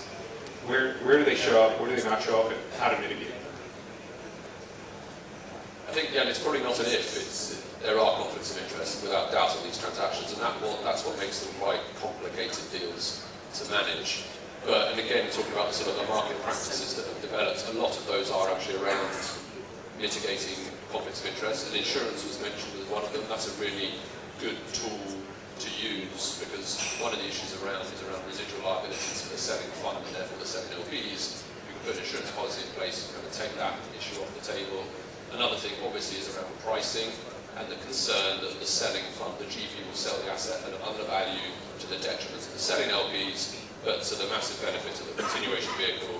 And again, we talked about in which they'll likely have carry, for example, and therefore benefit there. So a third-party process, getting a fair market value on the asset, so running an auction process as part of the CP, and also getting a fairness opinion is another, again, sort of similar to insurance. In the US, I think fairness opinions will always be used on these deals. In Europe and other parts of the world, less so. But again, those best practices have started to flow through the market, and now on every continuation vehicle we do, there's no regulatory requirement for it, but inevitably there'll be a fairness opinion again to mitigate against those conflicts. And then there's obviously the provisions built into fund documents themselves around getting LPAC consent or LP consent to the transaction as well. So there's quite a number of ways in which it's mitigated, but it's sort of top of the to-do list, if you like, or top of the everyone's thoughts on doing these types of transactions. It's definitely there.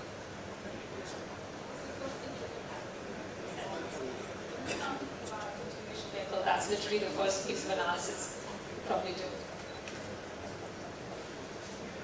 Alright, so I think, yes, with that so we're out of time for this segment. But yes, in case if you have any more questions, so you can connect with our speakers offline. With that, can we have a round of applause one more time for Ivca and Ted? Thank you so much for joining us in this presentation. I must say, this was not just a presentation, but an absolute masterclass in itself. With that, may I please invite on stage Sunil Goyal, Managing Director and Fund Manager, Your Nest Venture Capital, to please join us and felicitate Ivca and Ted. Ivca, may I please request you to stay back with us, and Ted as well. We'd like to felicitate you with a memento, a token of appreciation. Well, let's give it up one more time for both our speakers. A very positive presentation indeed. Ivca Thakur, partner at Morgan Lewis, and Ted Gray, partner at Morgan Lewis.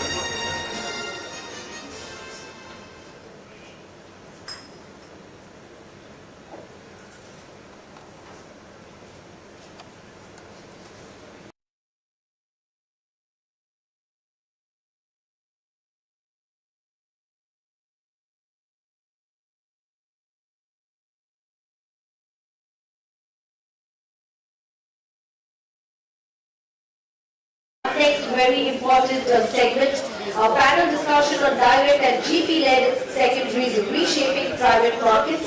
And post that, we also have one more knowledge session on the GP-led secondaries in India. What are really the regulatory and tax considerations there? So I would request everyone to please join us in sharp at 12:10. That's when we can start with our next segment. Till then, have a very good time.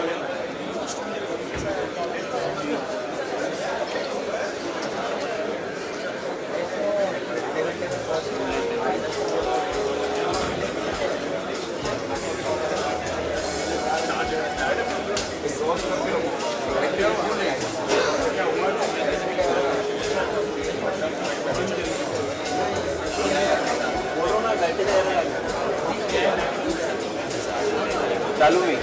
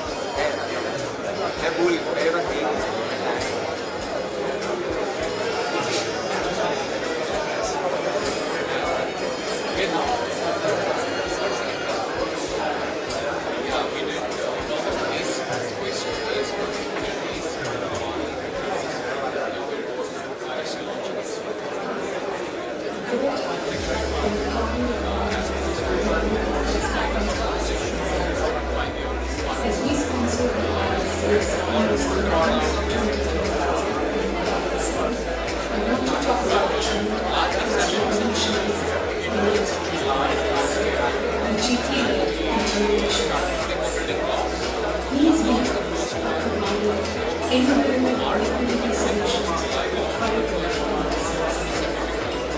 Our proprietary 2020 continuation report shows that 92% of consumers now talk to managed parties and 1% of us.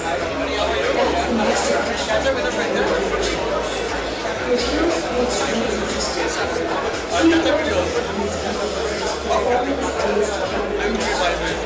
And nearly 70% include robust administration. This isn't just about liquidity, it's about accountability and alignment. For India's private markets, this signals three things. Continuation vehicles are becoming mainstream. Investors are demanding better activities. And there is regulatory measures to ensure market integrity. The result, GPs can now nurture great companies through a full value creation journey. That's becoming the new reality of private markets. Once again, we are delighted to sponsor this year's Ivca Secondaries conference, and I look forward to seeing many of you there, along with Tech Prep, a partner in London.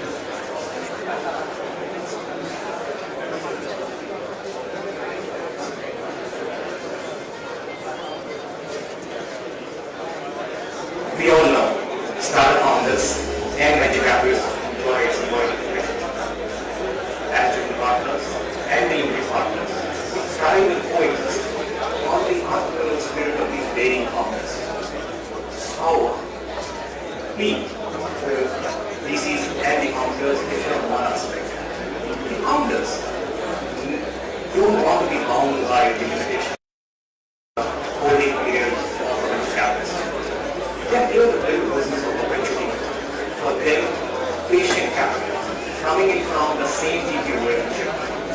That is the best solution.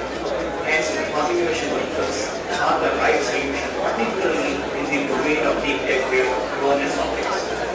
The key element is the startup founder must keep on evolving and outperforming the market to stay invested for long. For the last 10 years, we've been educating the need for secondary markets to emerge in India. I'm keen looking forward to the Ivca Secondaries conference and learn the emerging trends and the key solutions that India can offer, they can offer India for us to be able to build a stronger ecosystem that enables our startup to excel continuously. Thank you.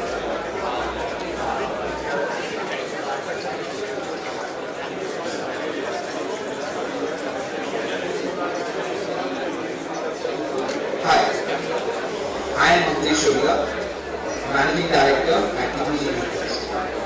TPG Newquest is a leading secondaries platform in Asia, part of the global asset management firm TPG.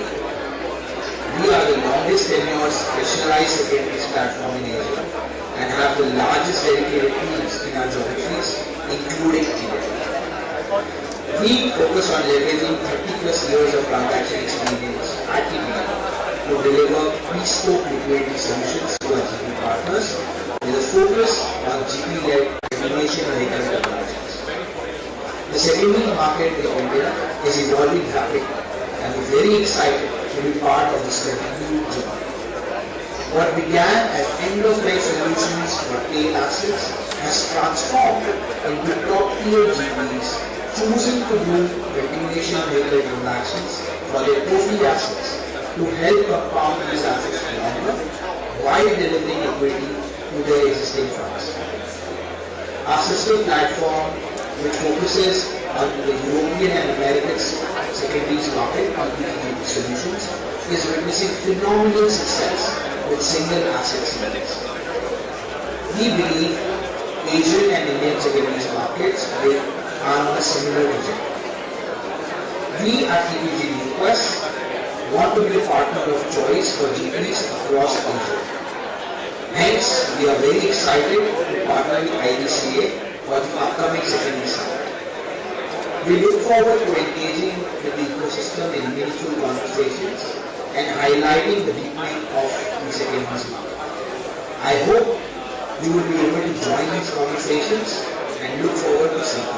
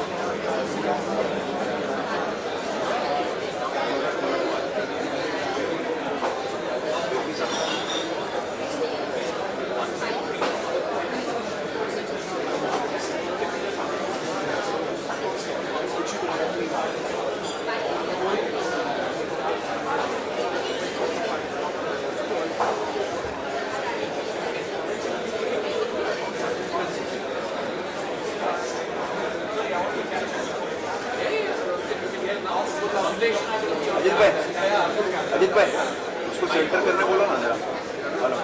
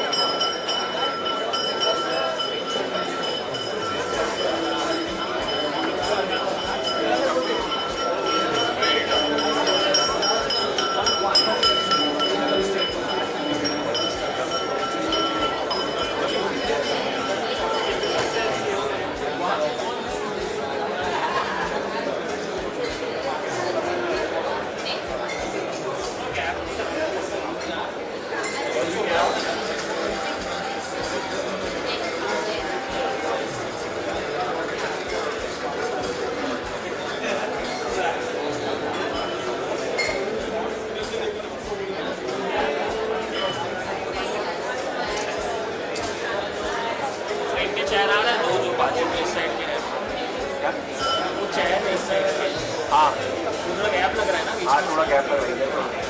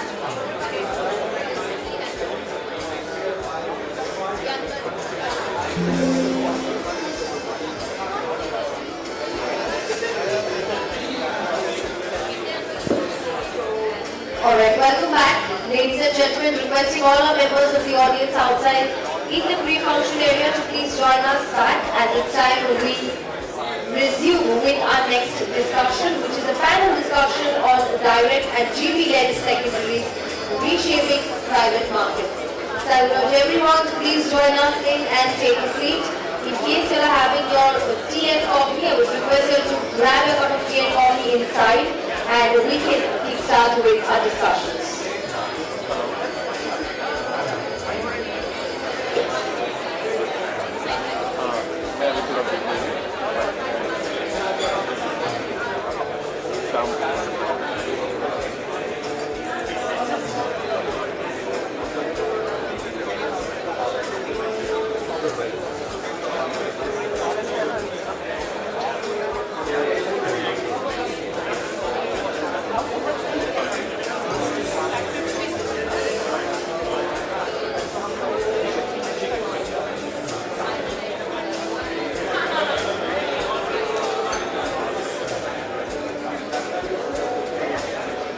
Well, alright, I believe we are having a very good time here at the Ivca Secondaries Conference 2025, but it's time we resume with our next discussion. I'm sure that these are conversations and points you would not want to miss, right? So people, everybody outside in the pre-function area, if I'm audible there, I would request everyone to please join us. And I do see a lot of people seeing me on the stage, so requesting all of you to please join us in. Take a seat, the speakers are waiting to join us on stage. We have another 1 minute to go, so requesting everyone to join us in.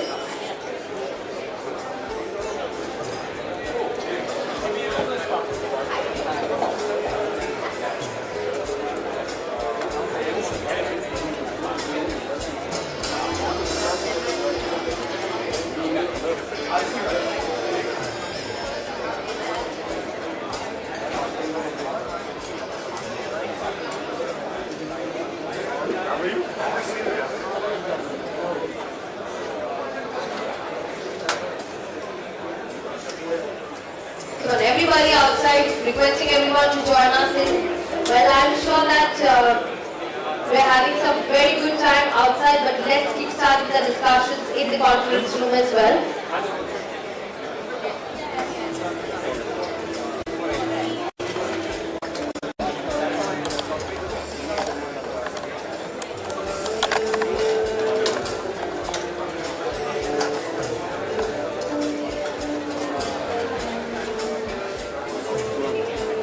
Well, I'm pretty sure that the floor is buzzing outside with conversations.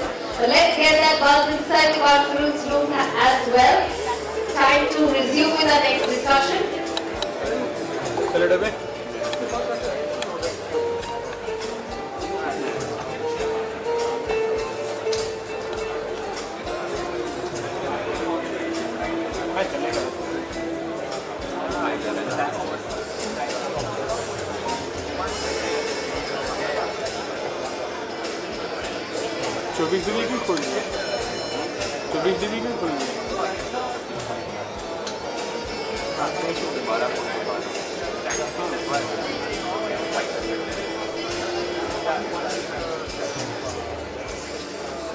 Side का link भी change होगा।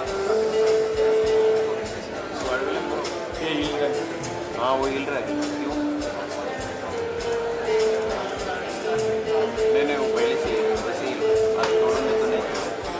अभी battery पे चल रहा है। वो भी देखते हैं। Well, we do have a few more important segments that will deliberate on direct with GP-led secondaries reshaping private markets, to then having a very important knowledge session on GP-led secondaries in India. What are really the regulatory and tax considerations? Post that we also have a panel discussion on continuation funds, unlocking liquidity and dividend value. So if these are points, these are sessions you would not want to miss. Requesting everyone to please join us in and take a seat. We resume exactly the next 1 minute.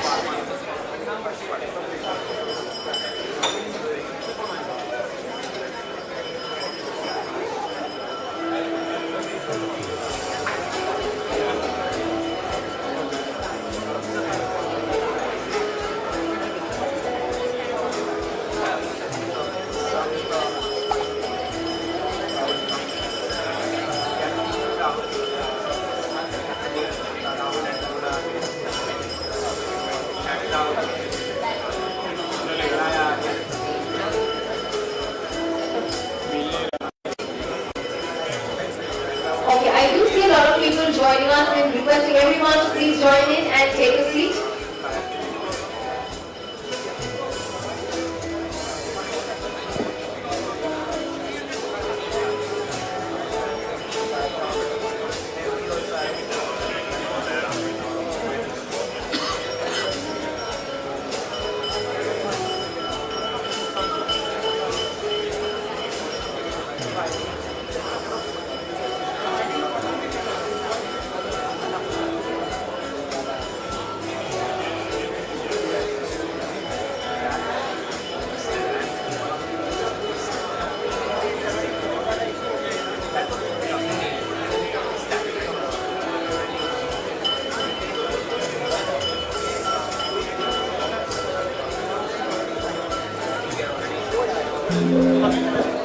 Well, people standing at the back end of the hall and the left side, may I please request you all to take a seat.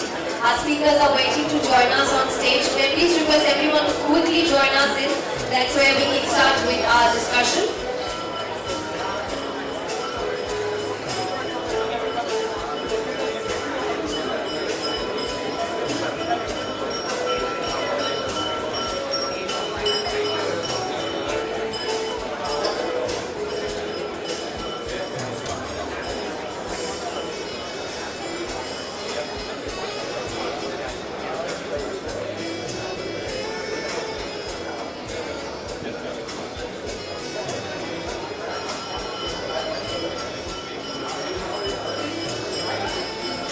Well, yes, I do see a lot of people joining us in. You all can come and join us at the front seats here.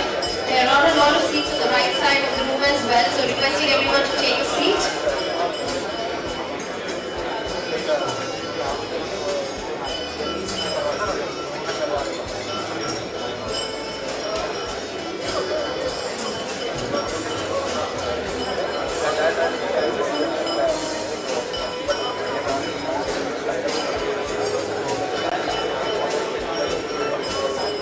Well, just 30 seconds from now and we begin with our next discussion. Requesting everyone take a seat. People standing at the back side of the hall. Yes. Yes, you can take your seats.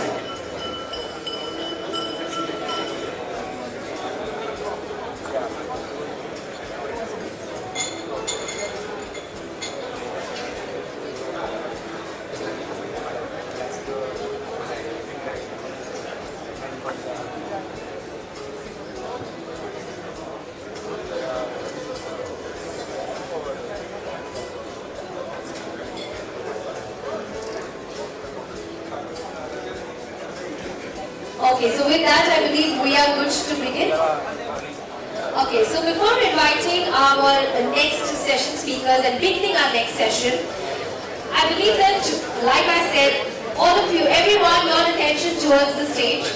But I believe that I did say that we live in a world of technology, right? So just one pertinent question for all of you. Which is the one thing that we all have in common right now? One thing, everyone, can I have all your attention towards the stage? People on the right side of the hall, everyone, people at the back end of the hall, may I please request you to take a seat?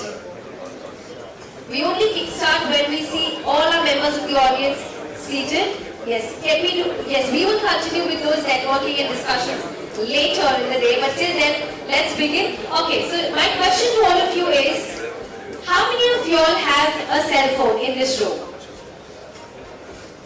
Really? Only 2 people? 3? 4? Only 4 people have cell phones? Nobody else? Come on everyone, how many of you all have a cell phone in this room? Everyone? Okay. So like I said, we live in a world of technology, so let's make the best use of technology right now, okay? So for the next 1 minute, what we are going to do is, I did tell you that we have 2 very interesting and simple hashtags that we've curated for all of you for this conference, which is hashtag IVCA and hashtag Secondaries Conference. So for the next 60 seconds, what you'll have to do is you'll have to quickly take your cell phones out. Can I see your cell phones in your right hand, everyone? Come on, let's get more participative because we at IVCA believe to keep it very energetic and a two-way conversation. Okay, so your cell phones in your right hand. What we're going to quickly do is, you'll have to take a picture with your peers. You can take a selfie as well. Anything is fine. We have some cluster table set up here, so you can put a post or a group picture as well. Go onto your LinkedIn accounts right now with the hashtag IVCA and hashtag Secondaries Conference. And do not forget to tag us at IVCA. Can we have some music, please? And the surprise here is the first 5 or the first 3 posts on LinkedIn, we have a special giveaway for you, a special gift for you. So come on, let's do this. Let's amplify as much as we can. So I'm going to come into the audience for the next 60 seconds. Come on, where are our cell phones? Where are the pictures happening? Come on, let's do it.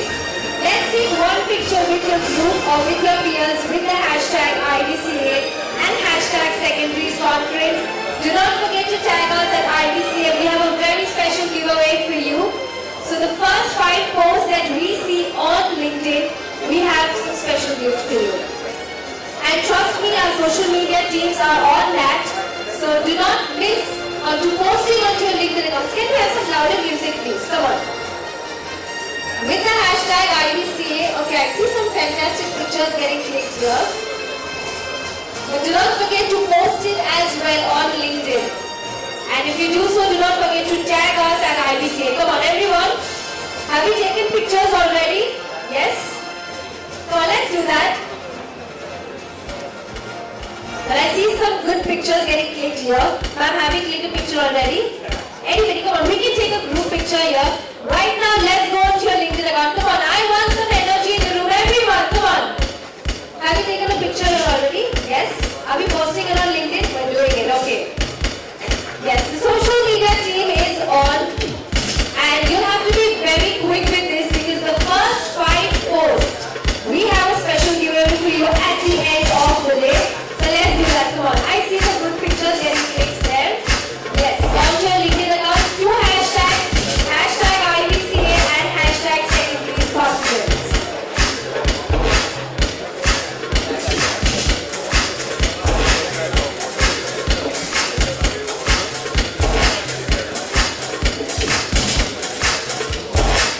Great, fantastic, okay. Well, I believe that we have already posted on your LinkedIn accounts. If not, during the course of our day ahead, if you haven't posted yet, go ahead and post your pictures onto your LinkedIn accounts and do not forget to tag us at IVCA. And let us see who are the first 5 posts that we get at the end of the day. Thank you for that. It's time to begin with our next discussion curated for all of you.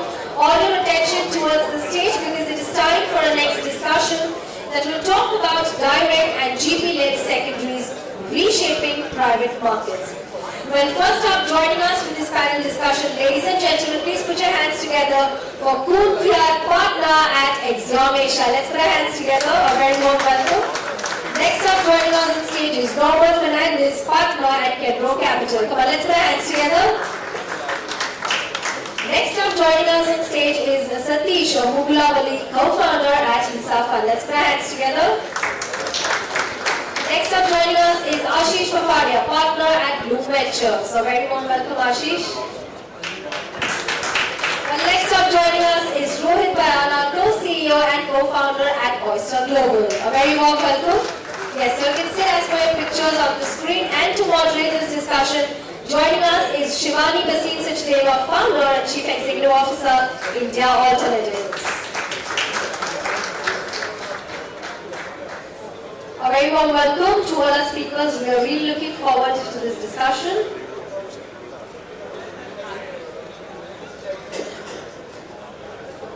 Hello. So I think secondaries coming of age is just very visually apparent in this room. I didn't expect so many people, and I didn't expect such a full house. So I think that sort of says it all. Okay, a very warm welcome to my panelists here. And before we jump in, I'm going to give my 2 cents on the historical sort of perspective on secondaries in India.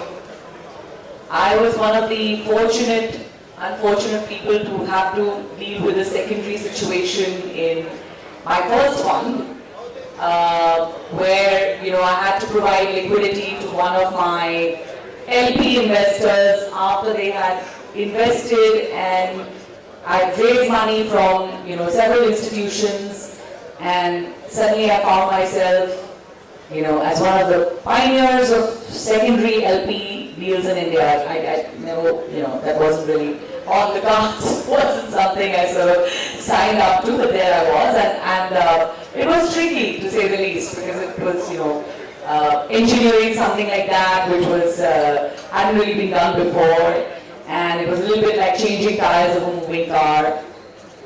But from there, we've come a long way. Okay, so I mean, that was my personal story, but I'll give you a little bit of bits and bobs. Again, in that same vintage, when I had to go through this, some of the early secondary deals that got our attention were Chris Capital buying a stake in NSE. That was a classic, just buying, secondary shares. And then post-COVID, and 2020, secondary markets started consolidating with larger and more structured deals. So 21, 23, you started seeing deals like Samara Capital's continuation fund for 3 portfolio companies. You saw sponsor-to-sponsor exits becoming more common. And then all of this started moving to 24, 25, where you started suddenly seeing large secondary deals, right? You saw Chris Capital, 700 million continuation fund for NSE. You saw Advent's $1 billion sale of Manjushri Technopack to PAC. You saw Blackstone's almost $1 billion stake sale in BFS to Temasek. So secondaries suddenly sort of seem to be picking up in scale and size. And the outlook, of course, remains very strong, and I have some wonderful panelists here.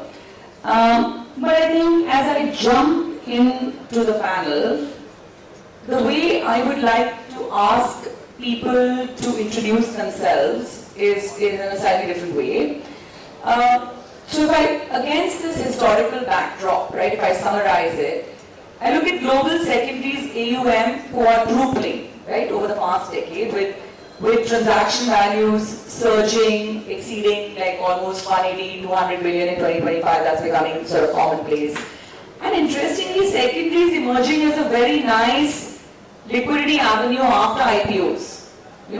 But secondaries can mean very different things. So secondaries can mean LP stake sales, it can mean GP continuation vehicles. So I think what I would like each of the panelists to do is to just talk a little bit about how you define secondaries in your practice, and what role your firm plays in the secondaries market. So I'll start with you, KK.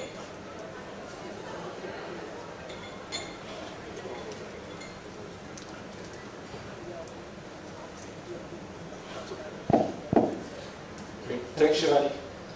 Maybe just a quick introduction to the firm. Action Asia, we are a private equity fund of funds. So we have been investing in Asia since 2006 across primaries, secondaries, and co-investments. Today we have about 9 billion AUM, and we just closed our latest fund at 1.3 billion.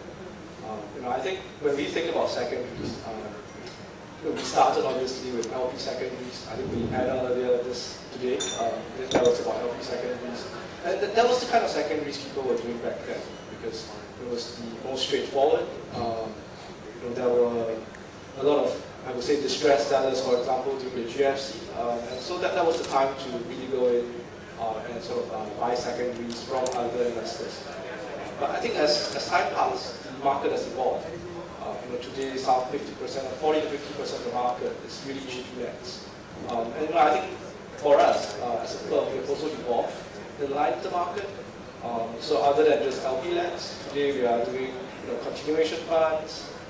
We are doing things like preferred equity, and even strip sales or just buying portfolio of assets for managers. And I think we are happy to work across the spectrum because ultimately we see ourselves as a liquidity provider. So whether it's a single asset, whether it's multi-assets, or whether it's just some other structure that helps to provide liquidity to the GP or to the existing investors, we are quite happy to work with that. Excellent, very, very useful, and sort of it sounds like it's a broad gamut, but lots of LP liquidity as well, right? What about you, Nomo? A little bit about us. At Kenro Capital, we've been deploying capital since 2024. It's a bit more recent than you. But so, like KK mentioned, the market has evolved, and so have secondary solutions along the way. The earlier set of transactions were secondaries and LP stakes, like what Shivani would have executed. And as the market has progressed, now we're seeing a lot of continuation vehicles, GP-led kind of structures emerging. Those are also highly relevant solutions for very specific situations. Where we are in the market is very much on the direct side of secondaries, in which we look at growth assets and actually do a lot of work on the asset level and execute transactions which are very direct in nature, in the sense that the GP will, in a very clean transaction, transfer ownership and the rights to the underlying asset to us. Relatively easy and widely applicable format of transaction. But of course, the level of sophistication and underwriting is of a different level, because you need deep founder networks, deep insight onto which companies are interesting. Essentially, you're underwriting it in a very direct way, as opposed to GP-led solution where there's a layer in between you and the asset. So that's where we are positioned. And we're off the blocks, we've done transactions, and we're on the hunt for our next set of transactions. I love your perspective, Satish. Well, I represent a fund called Ivca, and Ivca, as most of you know, in most Indian languages means shares. That was the background, for the name. We are again very similar, new fund, started late of 2024. For us, we get classified as direct secondaries, but the way we are differentiating is not necessarily in terms of the structure, but more in terms of whom we serve and at what stage we operate. We are in what we call early growth and pretty much focused on liquidating early backers of the company. So largely these are employees or very, very early angels. So it's a secondaries fund. We call ourselves as an ESOP liquidity fund rather than a typical secondaries fund. And the idea is at an early growth stage, provide liquidity to the company to liquidate some of the options of some of the early employees and early angels. That's really interesting. So all three of you have a very different take on secondaries. So while we're sitting on this panel together, we talk about LP, GP, ESOPs. What about you, Ashish? Hey, thanks, Shivani. So for those who are wondering as to what's a GP and an early stage fund like Bloom doing on the secondaries event. So we are an early stage fund like many would know. We invest in tech companies across the gamut of various verticals over the last 15 years. And the reason we find ourselves here is for good or for bad, end up talking to at least half the station for talking about secondary sales or continuation vehicles of the stocks that we own. And it has become an important part of the exit strategy for practically everybody who delivers a AIF, both VC as well as a PE. And over the last 5 years, we have had one GP-led continuation fund that we did. So if I were to not be very off, we were practically amongst the VCs, the first ones to be off the block in creating a GP-led secondaries fund, along with one of India's largest wealth advisors, Avendits. And post thereafter, more recently, we have ended up working with a couple of institutions creating GP-backed secondaries as well, where we continue to manage the assets. So that's very briefly the effort and the experience over the last few years. It has been a good run, seeing the Indian ecosystem coming of age, where we somehow, like many others, magically thought that writing a clause in the SHA of achieving IPOs in 5-6 years, the IPOs would happen. But I think it does take a lot more time, and secondaries and continuation vehicles who ended up being that good foil between running the company, nurturing it, and their eventual IPO. So it becomes a good holding area. That's what our realization of learning is. Interesting. And last but not least. Thanks, Shivani. So Oyster is a private markets only asset manager. That's what we are, which is that, and we've taken the phrase private markets very seriously. It's also because I think the way public markets are defined, clear, crisp, there's a parallel to private markets. Now, PE, VCs all play into that. So we look at our whole spectrum as private markets. And as perhaps India's first private markets only asset manager, we have fund of funds. We do our feeder funds. That's how we've worked with some of you, Ashish here included. We have also very recently started focusing intensely, deeply on secondaries. We are on to our third secondaries fund now as we speak.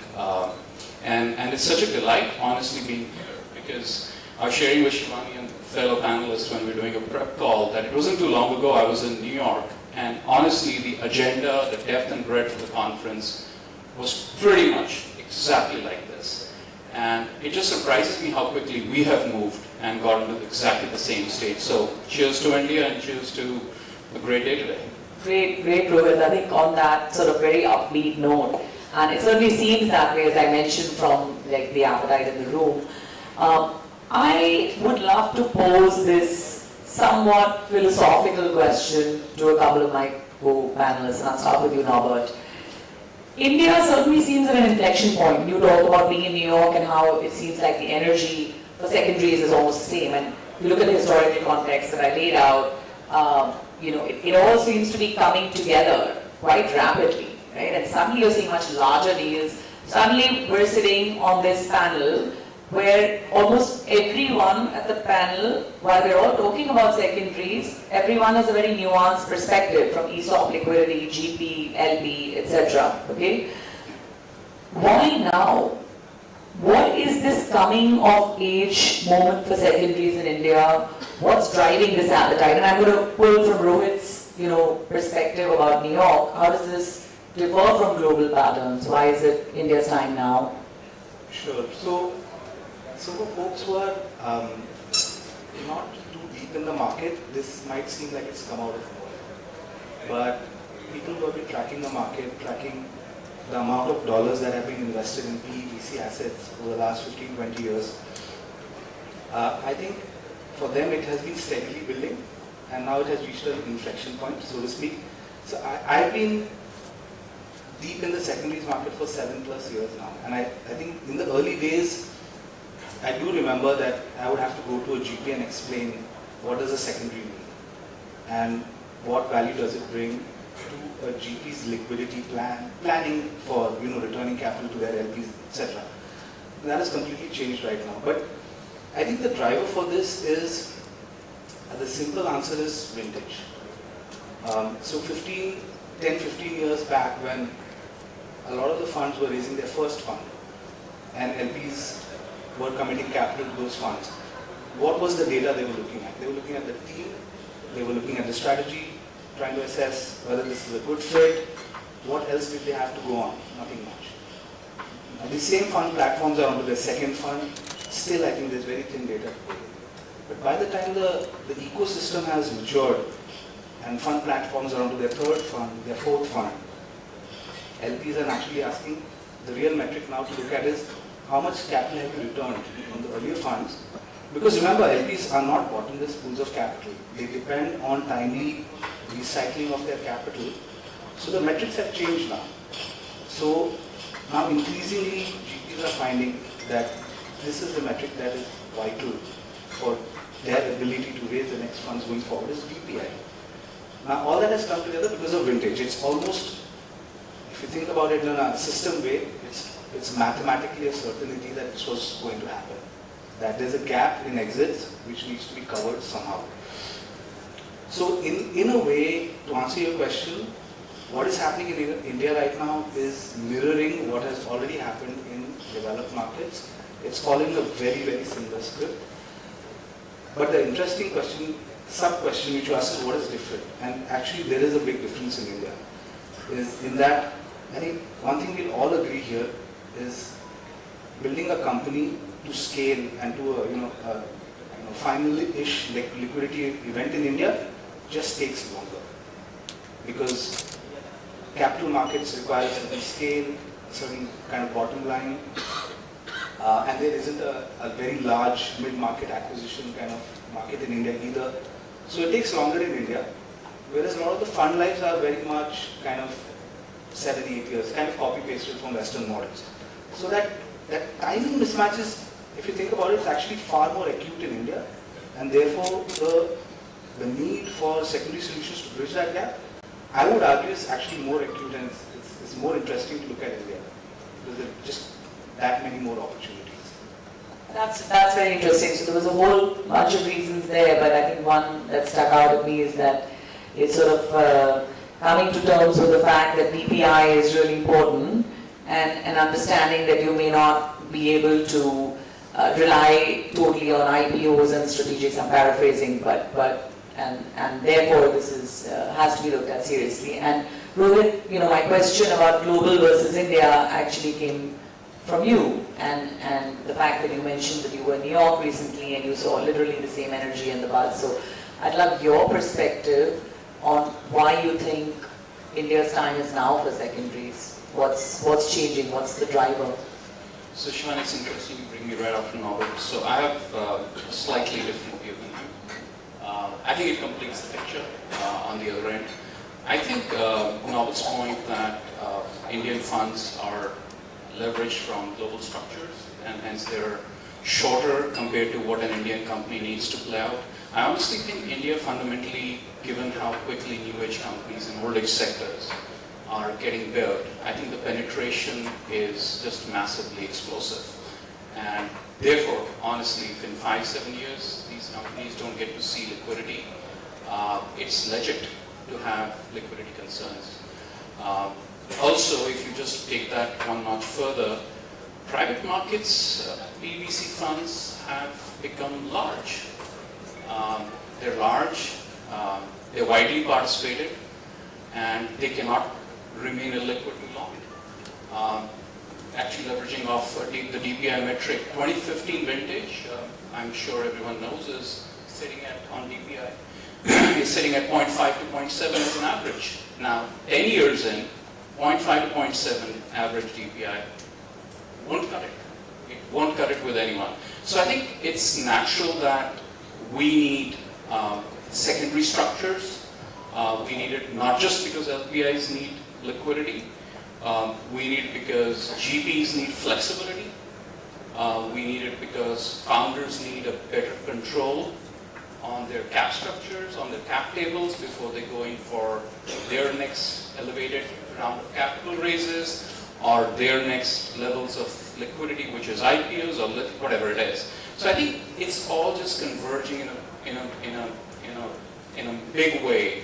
All the forces are coming together, and that's making the timing right. And that's why the numbers were the global numbers on why secondaries have done so well. Secondaries have done well, by the way, not just because the volumes are great, and not just because funds have raised more capital. They've also done well because the average returns on secondaries as an asset class have outperformed all the other asset classes. The dispersion is narrow.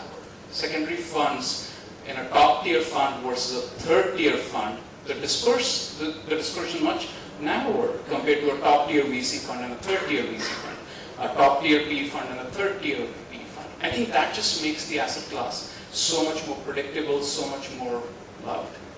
Interesting. And I'm going to bring you in, KK. So Rohit mentioned the performance of secondaries, and the flip side of that is pricing, right? And I'm going to address the elephant in the room, which is adverse selection, pricing, some of the concerns that people have had around secondary. And I think it was Robert who mentioned that back in the day he had to explain to GPs, why this was an interesting solution, and somebody else talked about, well, if your DPI 10 years in is 0.5, that's a pretty compelling reason. But bringing that all together in terms of pricing, you have assets, let's say you're buying a whole basket of assets with very uneven performance. How do you think about pricing? How do you think about the obvious adverse selection problem? The people who are most keen and for secondaries are probably the guys you don't want. So yeah, that's a great question. So when I think about the way we look at assets, and I think we are in a bit of a lucky position here because we have a huge primary program as well, which means we interact with a lot of GPs. We have a lot of GP relationships, and we get exposure to multiple companies in the same sector. They could be competing. So we hear a lot in terms of different views of how a company is doing, how the competition is doing. And so I think at the first step, which is even before pricing, you want to buy into good assets. Because ultimately it's not about getting a good discount. I think with secondaries, we've sort of moved past the phase where it's about getting a good discount or getting an outcome. You want to buy into good assets. You want to ride that growth going forward. A discount is a kicker, but it's not going to be the driver of the returns from our point of view. So the first, I think, is, like I said, selection of good assets. And because of our networks, because we have been around long enough, I think we are able to sort of triangulate very quickly if an asset is something we like. I think in the working with GPs, the other aspect here is really that we have interacted with them over multiple cycles, over long periods of time. And so you kind of get a sense of how the GP thinks, how they underwrite their assets. And for example, if I were working with Robert on a transaction, then I would have heard him talk about the same company several times. And if he suddenly changes his view of an asset, then that sets off all sorts of alarm bells, right? And so I think that's the way we sort of go about trying to avoid this adverse selection issue. And then the last thing, which is I think just as important, is really about alignment of incentives. Ultimately, I think you want to make sure that whoever you work with, whoever you partner with, is equally aligned to the success of the continuation fund, of the GP-led as we are. And so I'm sort of trying to structure it, making sure that they get rewarded only if we are successful as well. I think how we structure that is also a key component in any sort of GP-led secondary. Just kind of coming back to pricing, I think the great thing is the ecosystem is now mature. I think 5 years ago we saw how markets had ran up, and then obviously there's been a correction. And today I think everyone has got lots of battle scars to show. Competition is a lot more rational now. Right? So I think everyone here, we compete, but we are also very friendly. And so I think at the end of the day, then it results in a very sort of fruitful environment where no one is trying to outbid just to win a deal. Everyone is kind of very rational about how they are pricing, and that will generate great returns for everyone in the ecosystem going forward. Satish, do you have a point of view on this? I know what you do is slightly different, but I just wanted your perspective. Well, unfortunately, the moment you start talking about secondaries, the first question you generally get asked is, what's the discount you're getting? I think the focus is way too much on the price, and like he mentioned, not as much on the quality of the asset. Right? In our case, like I said, since we are focused very specifically on buying company-approved stock options in early angels, the pricing issue is not discount-driven. It's more to do with how we are trying to underwrite the company. And in fact, we don't really like to call it an exit. We always call it liquidity. And the idea behind that is the reason why we exist is to somehow provide periodic cash out for people who have been in the company for a long time. So I would encourage more founders to start looking at whatever the pricing could be, you could have anchored the pricing around the primary of last round or something that's significantly changed and so on. Try to align employees into that pricing and maybe look at a pricing difference that maybe has got something to do with the property of the security that you're buying, rather than randomly saying, the market is doing a 10 to 40% discount, you will somewhere go in between. So we generally don't tend to focus on that, but it's a hard stuff. In our case, since we work with the company and most likely the lead investor who's been in the company, it's a very healthy conversation as far as pricing is concerned. Rohit, do you want to add to this? I love your perspective because, the crux of secondaries, the issues have been around pricing and adverse selection. So I think it's natural that an investor who comes in early is carrying more risk and obviously naturally deserves a high return. And an investor who's coming later it's exactly adverse. I think where this stretches a little more and the conversation gets to pricing is when there's not enough meat left on the bone. So I think just to that extent, pricing is natural to be a topic on the table. But I completely agree with Satish. I think it's paramount that the investment is a look forward, not a pricing for a look back and trying to prove up. So clearly it is something which has to play out in the future. Great. Ashish, I'm going to bring you in with a slightly different nuance here. So the other challenge has also been conflict of interest, right?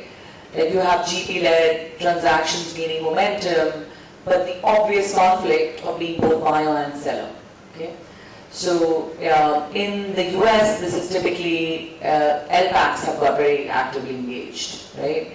Any practices that are emerging as sort of more standard or as our audience thinks about secondaries over the next 5-6 years, and we look at this inherent conflict? Are there some kind of best practices we can keep in mind, thinking about how to manage this conflict? So I think it's a very pertinent question, Shivani. I don't think we can eliminate the conflict out. It's important to acknowledge the fact that there is a conflict and that a conscious effort should be made to minimize that. And one obvious way is, I'll split this into two parts. One is what has been happening in India for the local funds, who are the AIFs, where over the last 3.5 years or so, the regulator has come in and said that each time that you want to do what they call it as a quote-unquote related party sale or a purchase, you need to make sure that there is a 75% majority approval of the investors expressly granted to you. So here, I think while we can debate about whether that percentage and the modus and all that, but fact of the matter is that regulator has come in and said that this is how we want to play, or we want you all to play the game. Now, the other side of it is, even when this was not the case, I think some of us who did the transaction, what we actually went around and did is got around to speak to people and got their buyings recorded, for the simple reason that in the eventuality that somebody were to come back, you want to say two things. One, the fact that the conversation was there on the table and it was had. The second piece is that when you are doing that, you invariably try and go and offer the sellers the right and the ability to come back and reinvest. That way they can at least have the ability to continue their journeys. Now there are 2-3 spoilers there. One is that at least in most jurisdictions now, I don't think any jurisdiction is going to be spared. There is going to be a tax impact, because when I'm going to sell and when I'm going to continue, there is going to be a tax loss. And the second challenge on that front is going to be those funds who have a lot of long tail HNIs or small checks. The ability to now go and have a chat with someone like a Norbert and say that in your fund, which you're going to do an SPV of 200 crores or 300 crores, fit in maybe 20, 30, 40 crores of angels or HNIs. That becomes a bit of a sticky conversation. But I think these problems aside, there's a framework to handle it, there's a way to be transparent, and so far as we are valuing our NAVs, etc., and communicating in a certain way, these do fall in place. People will have questions. I don't think people will simply get it intuitively. So the process of education, awareness creation, and you have to take it on the face and handle it rather than expect people to assume and understand.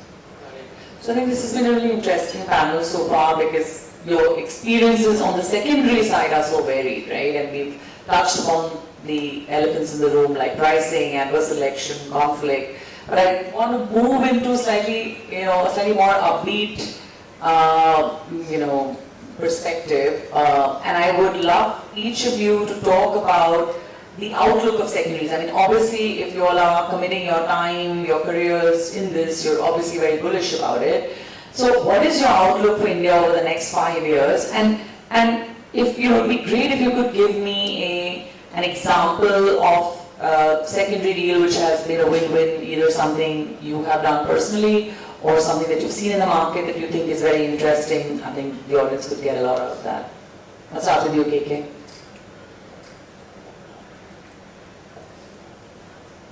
And I think the Indian market is certainly something that's growing very quickly. We are also spending a lot more time in India these days, just given the kind of liquidity, the kind of exits we're seeing. And so definitely there's very high hopes for India going forward.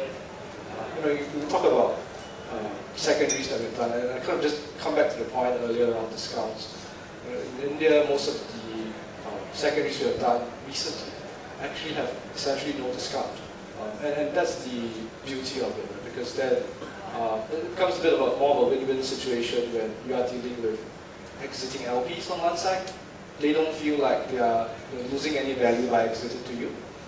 And because these are assets where we feel there's strong growth ahead, there's a long runway, and some of these LPs have to exit, maybe because the fund life has come to an end, they have other users of capital. We are providing that solution together with a GP who has been in the asset a long time. They understand the in and outs of it. And so we are also able to re-incentivize the GPs, put in a different economic structure, and sort of manage the asset going forward. And I think that's how we can create some of those win-win situations with LPs who have been in there a long time and are looking for exit, and also working with the GP closely to make sure they are also incentivized to help us continue growing that asset and obviously exiting it sometime down the road. Very interesting, Noble. Yeah, I'm also quite bullish on how this asset class will grow over the next 5 years, but I think we should also remember that everything is driven by the macro. The fact that India overall is doing well as an economy, and therefore there's a lot of businesses and a lot of value creation happening at the ground level, and it's happening faster and faster. So that is driving the overall investor interest in India. And within that, of course, the rest of it is all modalities. There's primary, there's secondary. And for reasons we have discussed, the timing around secondary seems quite apt now. So there is a lot of interest in this specific asset class.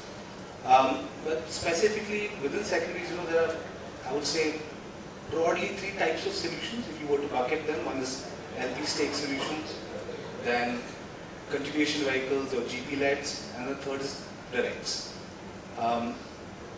I think the use cases and the applications for all of them are just expanding. And we've seen a bunch of high quality transactions happening, so these will coexist. And I think the number of also actors and funds who are designing themselves around these strategies will become clearer, and people will settle into specific strategies more neatly over time. Well, so we're almost out of time, but if any one of you can give us a specific example, that would be really helpful. Yeah. Well, I think, like I said, we just started the fund. We've done 3 transactions now, so our exits are a little further away. But I'm pretty glad to see so many people doing late-stage secondary, so I'll exit to him, hopefully at some point in time. So I think the pipeline is getting established. We come in early, like I said, we are focusing on an asset holder who is probably entering the startup world in the mid to late 20s. It's taking longer to build a company, so you are going through 10 years of your life, and you would need capital. And again, like I said, I don't call it exits, keep calling it as liquidity, because people who walk through this tenure needs to see some sort of liquidity coming in for all their efforts. And for people who are building companies here, try hiring from FAM. The stock market is going through the roof. Impossible to hire until you provide some sort of liquidity. So that's where we play. So very early stages. We are right now on the buy side. A few years down the line, we will probably be talking to some of these guys for the same. I'll just quickly give the example that you were asking for. So over the last 3-4 months, we have gone ahead and there has been outright sale. So secondaries have happened where we've worked with Rohit and his fund to go ahead and do an outright sale. And the first continuation fund that I spoke about, that we did post-COVID, we've started to see liquidity out of that as well. So we are, and those companies are starting to now prep for their IPOs, etc. So we will see at least 3 of these companies going out there and filing over the next 2 to 3 years, out of it. And we have started to see as these companies start getting into the zone where people believe that, yeah, they can be listed, there's a way to work backwards and address with a multiple on a forward basis, and the least they want to see is profitability. We have started to see exits on the back of that as well, which is what is driving liquidity in that. You want to add to that, Rohit? Maybe to that specific example or something else? No, that's a great example because I'll just extrapolate that example. So when people like Ashish create continuity vehicles, they're creating a homogeneous vehicle. They're picking the winners and hopefully that conflict is avoided. And they're not just also putting in the not so great winners.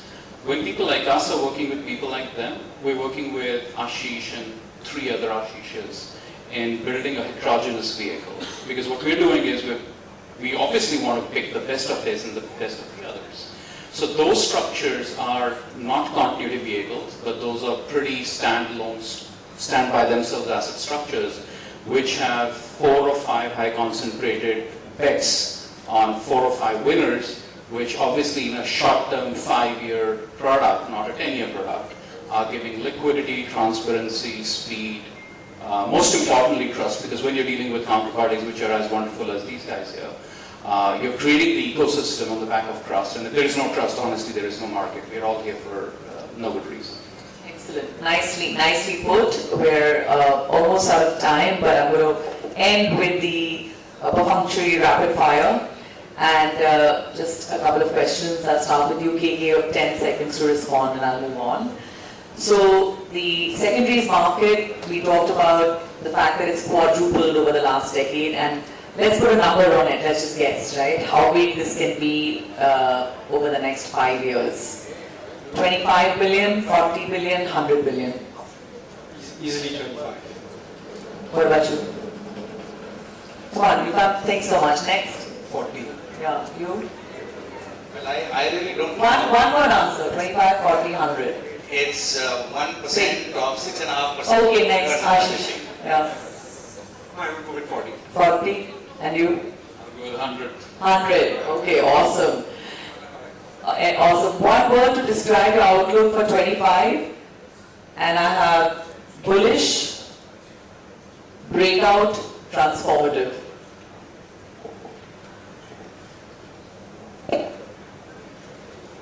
Transformative.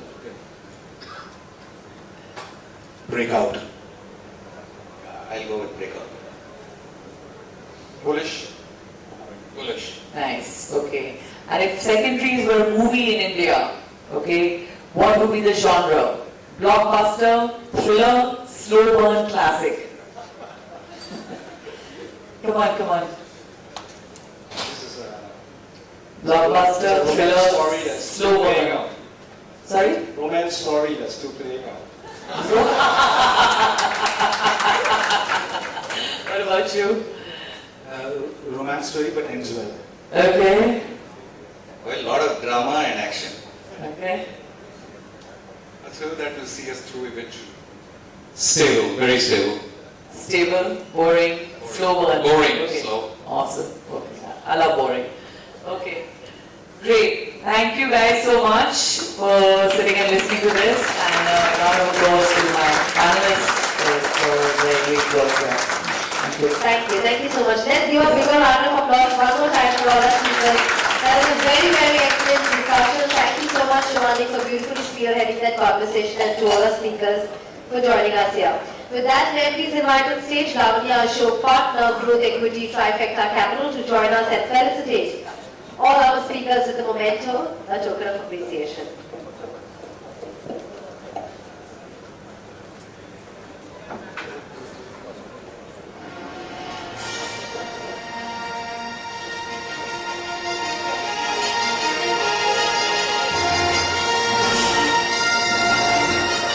Let's give it up one more time for all our speakers. Thank you for the very confident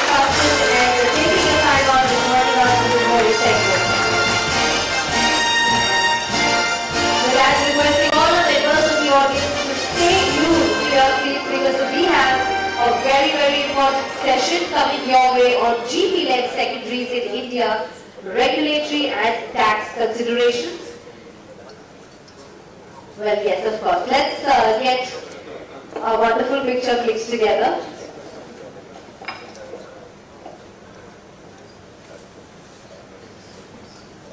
Thank you so much. One more time. Yes, the applause is due. Come on everyone, one more time. Thank you for joining us here. Thank you, Shivani. You please spearheaded that conversation. Alright, so with that, it's time for our next discussion on GP-led secondaries in India, regulatory and tax considerations. Requesting everyone to please stay glued to your seats as I'm inviting our first speaker up on stage. Joining us is Mr. Kunal Shah, partner at Price Waterhouse & Co. LLP. Come on, let's put our hands together. And also I'd like to invite Mr. Sameet Bartlota, partner deals PW & Co. LLP. Come on, let's put our hands together for Mr. Kunal Shah and Sameet Bartlota. Come on, let's put our hands together. A very warm welcome. I'm sure this is one discussion we are really looking forward to. Yes, the stage is all yours.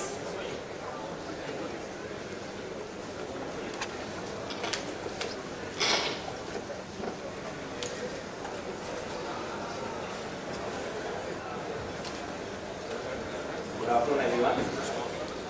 So just before I start, I think 2.5 years back, we had formed a small group. IVCA had taken that initiative, and we formed a small subgroup on secondaries funds. And initial call, there were 4 participants, and we were all wondering that what is this market, whether there is a depth to create a group and all of that. But today we are here like a very vibrant community, vibrant investors. GP awareness pretty much there, and lot of transactions now happening. So I think kudos to IVCA for identifying this way back and taking this initiative. So what we'll do, basically this presentation is more on the tax and regulatory considerations for continuation funds or secondaries which are GP led in India. So what we have done, we're divided into 3 parts. We'll just first touch upon the broad structure as it works globally. Thereafter, we'll just get into what are the key trends in India, which I think a lot of speakers have spoken about it. And lastly, we will get into some case studies in terms of how secondaries have actually been implemented in India. So, next slide. So, typical GP-led structure, this is what globally typically happens. We have an existing fund which is managed by a GP in India.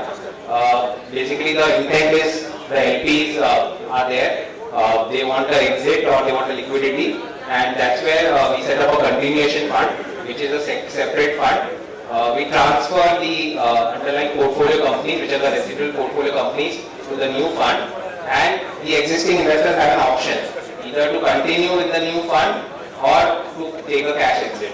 So that option is given to the investor because some of the investors may want to continue, some investors may not like the valuation, and some investors may be happy taking the liquidity. So depending on the investor choices, that option is given. And thereafter the continuation fund manages the residual assets with the GPs.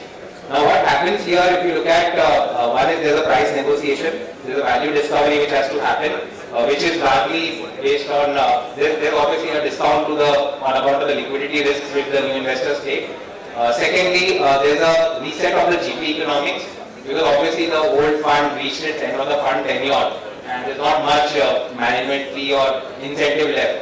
So what this does is that there's a renegotiation on the GP economics, the GP fees and the GP incentive. And lastly is the existing investors, and as a lot of our speakers alluded to, there's always a conflict between the two because the GP is common as to what valuation it is happening at whether the whole diligence and all these aspects have been considered properly or not. So there's always this conflict situation, and that's where the existing investors, either we seek a LPAC approval or it is the investor consent which is required before this transaction is undertaken. So that's the way globally the deals are structured. Obviously when we move to India, there are obviously some regulatory constraints based on the structure which one needs to fit in. But yeah, I think we move on. So these are the various types of GP-led secondaries. Again, these are what globally is prevalent. We have a continuation fund, which is a pretty popular term now. It can be for single assets or multi-assets based on how many assets are left at the residual fund life. There are tender offers. These are more LP at the LP level, where the fund continues, and assuming that the fund tenure is left, we just do an exit at the LP level. Again, not very common in India, but we have seen this more from an LP, where the LP-led secondaries are happening. You have these kind of tender offer situations. Straight sales is where you don't sell a particular asset, you sell a sliver of each of the assets. And this is more to avoid cherry picking, where your investors want liquidity, but they are not comfortable with parting all the assets, or as we say, the trophy assets, which are ripe for future exit. So you sell a sliver of all the assets, pro rata, and give a liquidity to existing investors. Fourth is a preferred equity, where again, because of the valuation jump which has happened in the old portfolio companies, you basically take a kind of a funding in the existing fund and distribute it to the investors with a preference or a waterfall, where the new investors get kind of a priority and a waterfall return.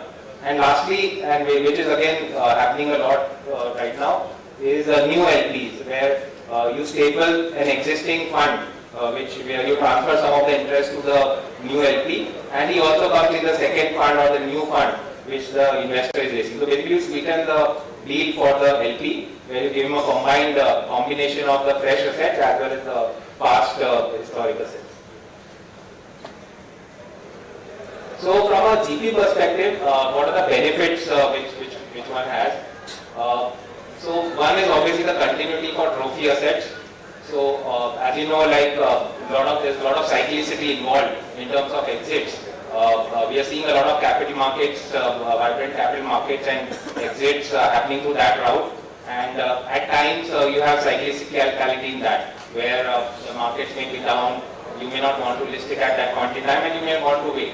Or there may be temporary headwinds in the portfolio company, which don't give the GP the flexibility to exit it in a timely manner, and hence he wants to extend that holding period to a bit more.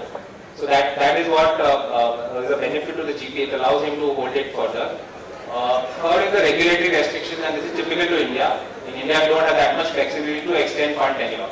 So a lot of these situations we have 7-year fund, 8-year fund, and with a limited extension available, and you are required to mandatorily exit the fund and close down the fund. So because of that regulatory overarching restriction, also one has to figure out the secondary route. Economics reset. I think we discussed that it is important for the GP to be incentivized, or the alignment of interest to happen, because at the end of the fund tenure, the GP starts losing the fees and the future carry which gets generated out of it.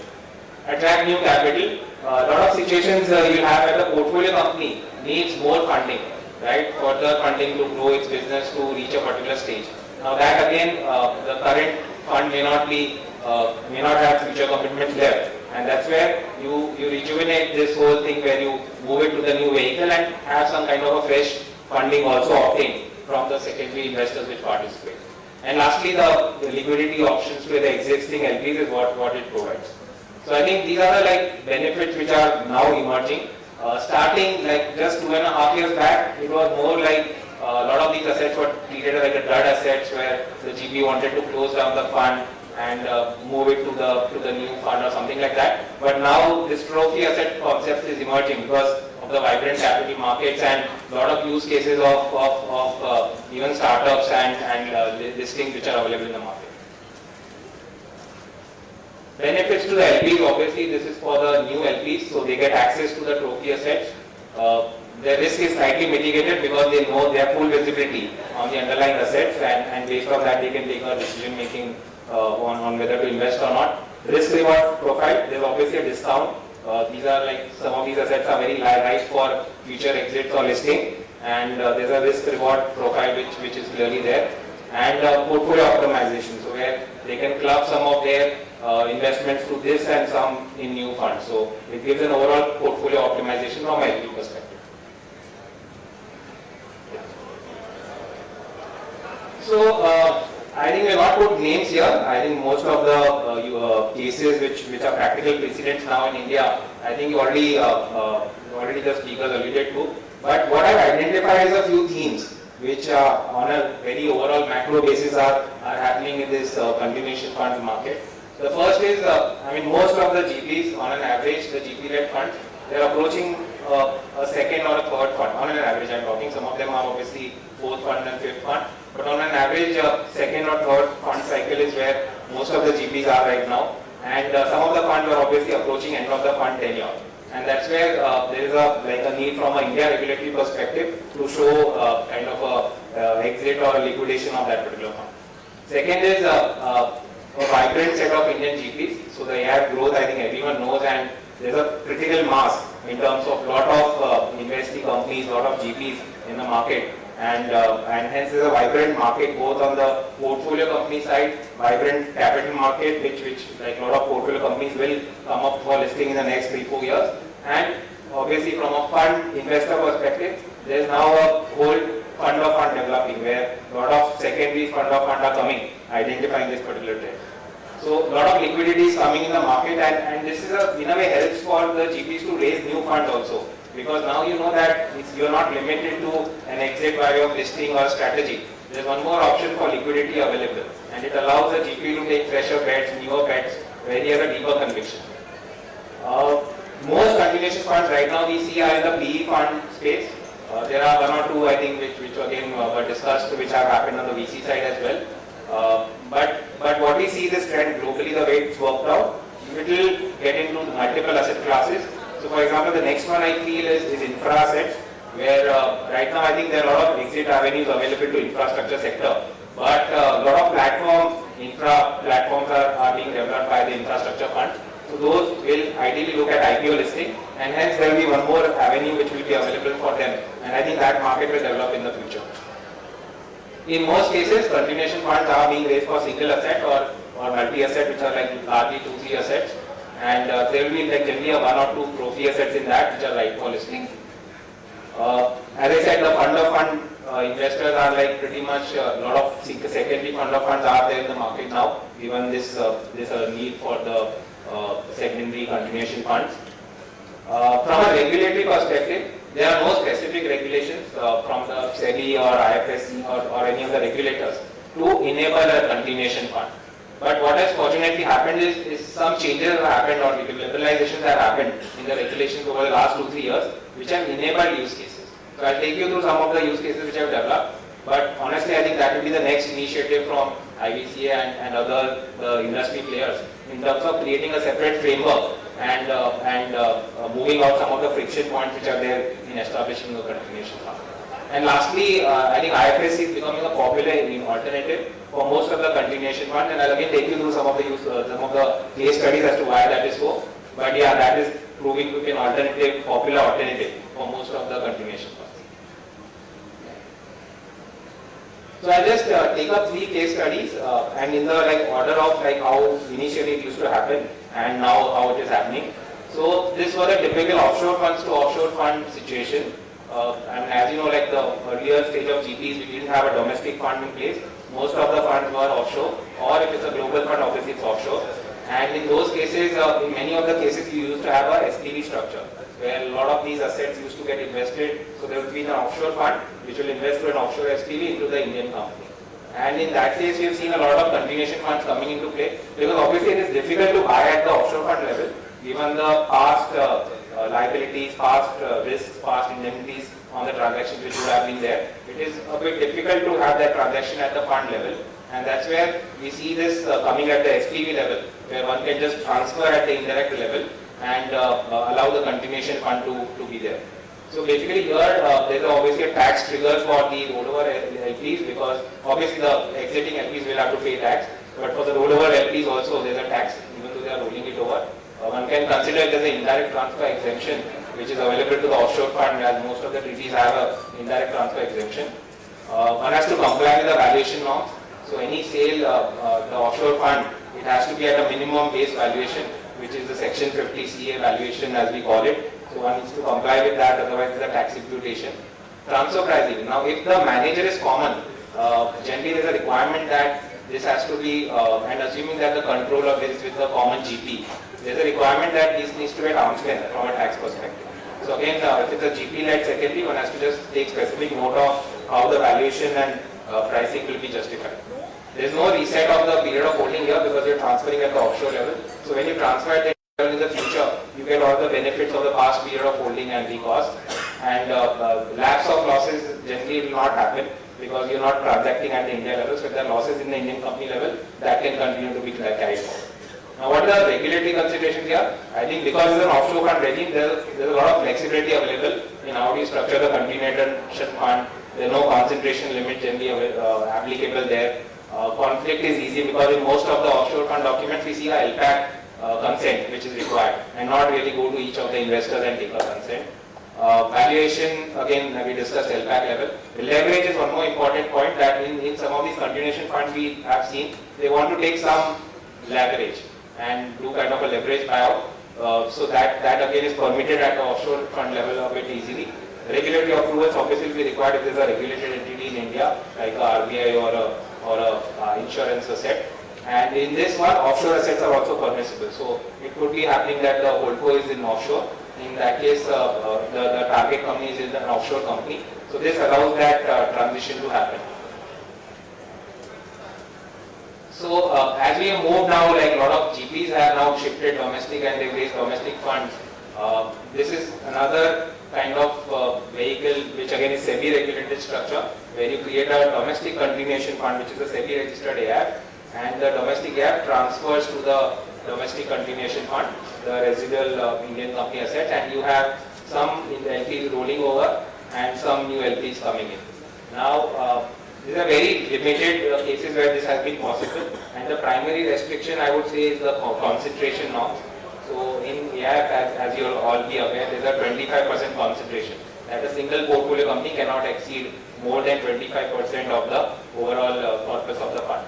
So that's where generally what happens in these situations is you have an outsized company which may be significantly more than 25% because that will be the largest asset, and then you'll have some smaller assets. So that's why it's very difficult to create this new continuation fund for that kind of a structure. SEBI has mandated that there has to be a 75% consent from the existing investors in the domestic AIF. So that's LPAC and all is not permissible. You have to go to 75% approval investors and get their approval. Leverage is not permitted unlike the offshore fund structure. And one more benefit which is an IPO kind of a lock-in. So if it's an AIF to AIF structure, the lock-in, there's a lock-in benefit as you know to AIFs that if you have held 6 months, 1 year or so prior to the IPO, then you're allowed to sell it immediately post IPO. So that flexibility is available only to a domestic AIF, and hence if it's like a trophy asset where you want this flexibility to sell post the IPO, then this particular structure is the only structure which allows that flexibility. And obviously offshore assets, so if you have some offshore assets which were done in the past, now given the SEBI restrictions, it is difficult to have offshore assets in this structure. So this is a very limited use case structure. Only condition is that concentration norms. That becomes a critical condition to fulfill. Otherwise, this is one structure which some of the GPs can look at if they are substantial piece of assets. Now, one change which is happening here is the relaxation in the concentration norms for LPFs. So right now we have a relaxation if it's a large value fund where each investor has invested more than 70 CR. Then the concentration exposure moves to 50% of the corpus of the domestic continuation fund. So that 70 CR, there's a proposal from SEBI to reduce it to 25 CR. So hopefully that will enable this structure further where if the domestic continuation fund is only marketed to institutional investors who are willing to put in 25 CR per investor, then you could have a situation where you could transfer these investments and get the benefit of that 50% concentration. So this is again a proposed change. This is a proposal put forth by SEBI, which is invited for public comment. Obviously, I think one of the things I'm hearing from the market is that people want the sweeter spot for this kind of a thing is 15 crore or 10 crore. That will be the sweet spot for qualifying it as an LPF. But let's see. I think representations will go and we'll see how it pans out. One important point is that if you have domestic LPs as part of the rollover and all the earlier structure will not facilitate a rollover of the domestic LPs. This structure allows you to roll over domestic LPs, right? Subject to the concentration limits and everything, right? But otherwise, all the other structures that we will talk about will have difficulty on how do you roll over domestic LPs. So I think this is where it is. I think there was one more thing on the SEBI allowing some kind of a scheme or a carve out for a continuation fund. Now, unfortunately, I think SEBI's current viewpoint is that they want to only create a kind of a dissolution kind of a scheme, which is more facilitating the existing investors to extend the fund tenure. But there are a lot of inflexibilities in that because it doesn't allow the manager to charge management fee. It doesn't allow further fresh commitments to be raised. For example, if the portfolio company needs some fresh funding, that is not which is allowed. So it's a very limited window and for a very limited purpose to liquidate the existing assets. But hopefully, I think as this market develops and there's a demand for this kind of a structure, SEBI will look at kind of a continuation fund, which is more a very flexible structure where they exempt the continuation fund from any exposure norms which are applicable and allow the existing LPs to roll over in a cashless manner. So if that kind of a regime comes, and again if it is coupled with a tax exemption for the rollover LPs, then that will be the best, I think, which can be a wish list for the secondary fund situation. Yeah. So this is the most right now implemented one which we are seeing in the market in terms of the precedents which are there, where basically the manager has a IFSC structure or gift city fund structure and a domestic fund. And what is being done here is that you just transfer the investment to the gift continuation fund or the IFSC continuation fund. Now the tax implications are largely the same. This will be a tax transfer, and for the investors has to be largely offshore. So you cannot have onshore investors participating in this, and which is again a negative from a regulatory side, that you can't have domestic investors the flexibility to roll over in this case, because they cannot participate in the gift continuation fund. So in most cases that rollover option is not available. There is a hard exit which one has to give to the existing investors. Rollover will be permissible only for the offshore investors who can come in the gift continuation fund and take part of their stake to that particular thing. Benefit of IFSC is no concentration norms applicable. You can have pretty much a single asset in this structure. Conflict norms are pretty reasonable, but you will have to comply at the domestic AR level. Leverage is another thing which is permitted at the IFSC level, and now there was initially a issue that whether banks will be open to funding IFSC vehicles, but now we have seen multiple fund situations where banks have been open to giving leverage to IFSC fund.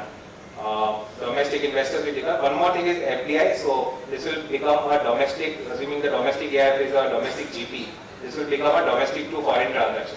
So if there are any underlying portfolio companies which are like retail investments or like insurance or any restricted sector or a holding company structure, then those will need to take appropriate regulatory approvals to transition to the gift entity, because that's treated like a offshore entity from a regulatory perspective. So I think this is a pretty much developing kind of a structure, and in most of the funds we are seeing this, or the second one.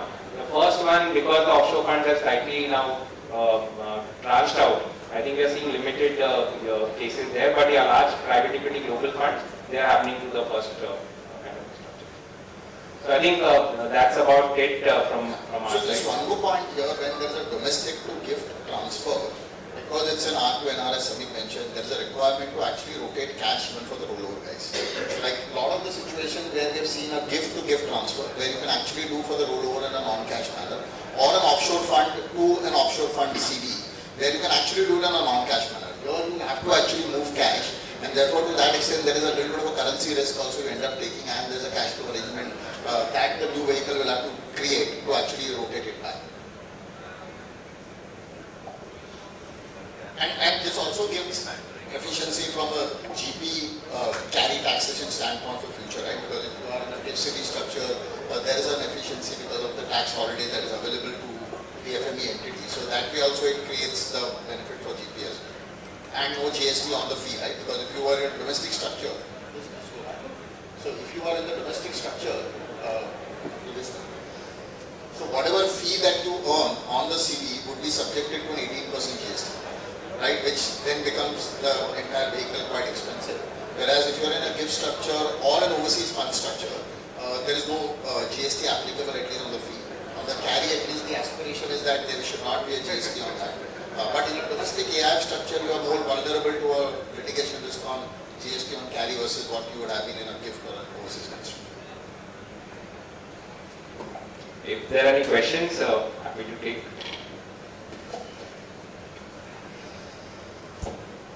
Yes, do we have any questions? Yes. Can you please quickly pass the mic here? And that person there. Hello. Sir, you will pass the mic. So what I understand from the presentation, the best vehicle for an Indian AIF would be to do a gift continuation vehicle. And domestic is not possible because of all the regulatory issues. Right? And but then how do we?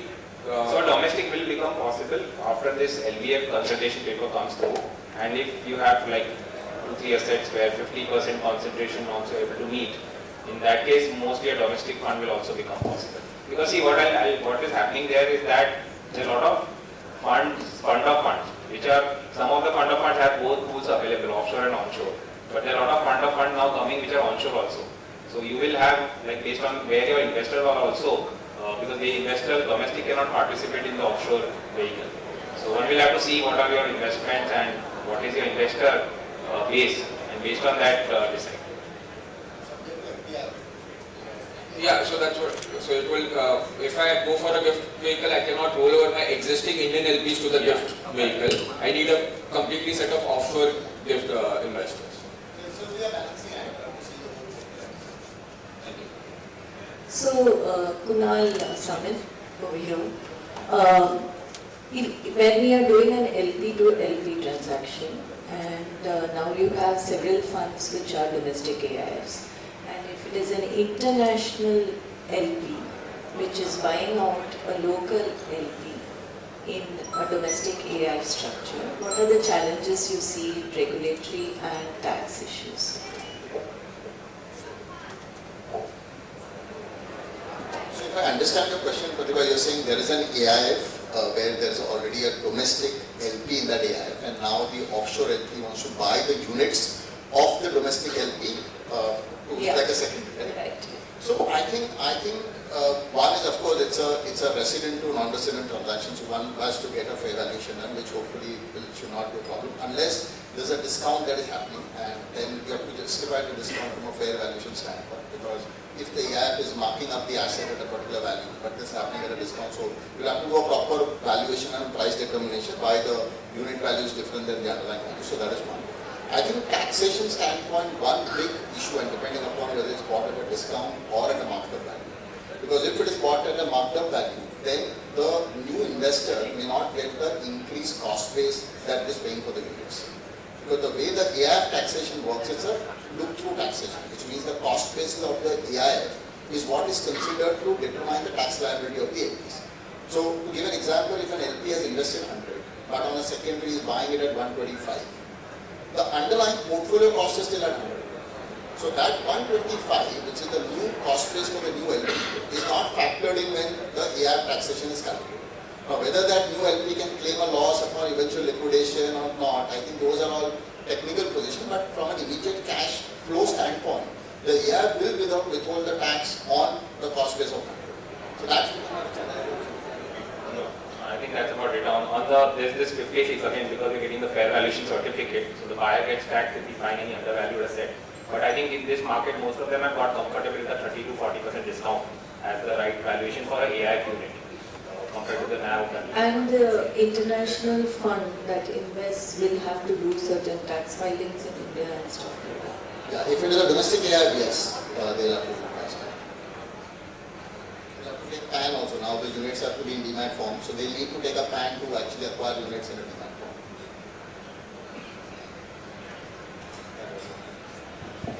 Yeah, I had one question on the first case study that you had shown, where you were talking about an SPV structure of an offshore fund, right? Correct. So I think it assumes that the SPV is deal specific for that asset, but there could be scenarios where funds are doing a geography specific or sector specific SPV that could have held or was historically holding other assets.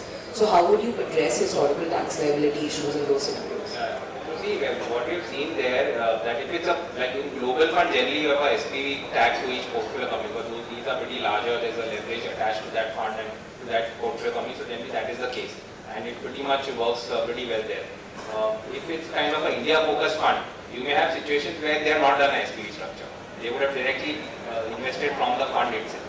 in which case you don't have a choice but to do a direct transfer. Where you directly acquire the portfolio company on an NR to NR basis. There are no FEMA guidelines which apply. You need to take care of the tax violation certificates, and that's about it.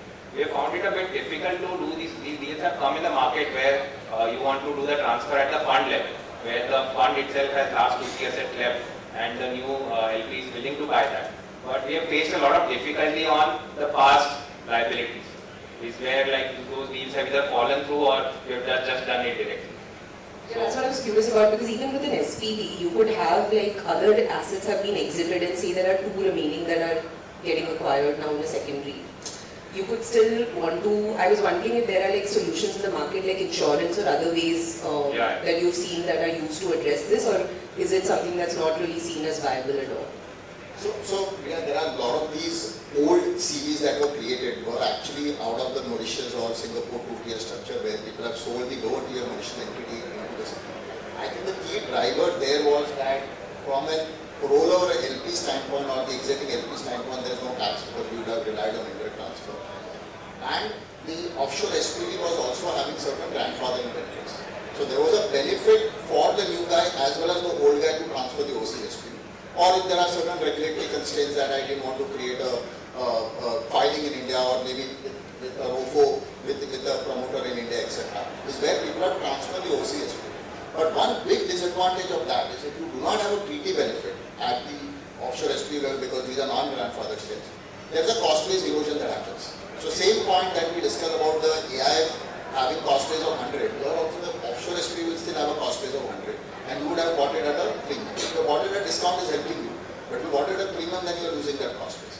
But on treaty position, on those situations also indirect transfer or maybe post offshore SPV grandfathering continuing, there are insurance products that we've seen. People have underwritten policies based on that. So there's enough comfort that people have built on those kind of policies. And just one last question, the new proposal on LBS from SEBI, right? I think other than the check size, how do you think the regulator is thinking about the accredited investor status and having that as a criterion for qualifying as an LBFL? Yeah. So I don't know whether because they have created a separate AI scheme, and I think the more motivation there is to have a sophisticated set of investors coming in who have a particular set size and informed kind of investor. But that AI scheme doesn't have the relaxation on the concentration norms. So that old concentration norms continue.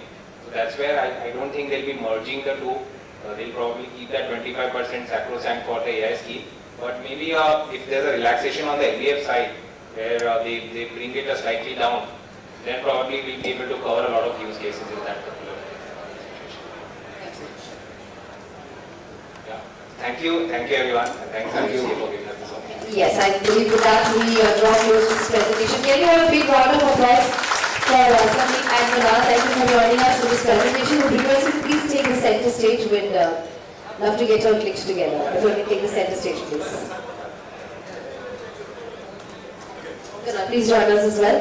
With that, I'd like to invite on stage Sheng Chi Moon, Managing Director, 57 Stars LLC, to join us and felicitate both our speakers with a memento or token of appreciation. Yes, sir.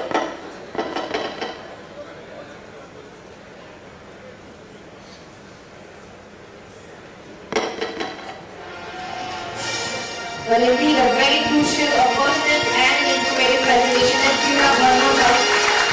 Thank you, Kunal. Thank you, Sameer.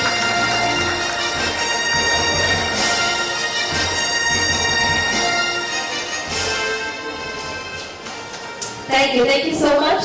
And with that, ladies and gentlemen, we head for a lunch break where the lunch is served. But post that, do not forget to join us back for a very important panel discussion on continuation funds, unlocking liquidity and delivering value. That's where we switch gears to a very important subject of continuation funds. We head for a 40 minutes lunch break. Request you all to please join us sharp at 2:20.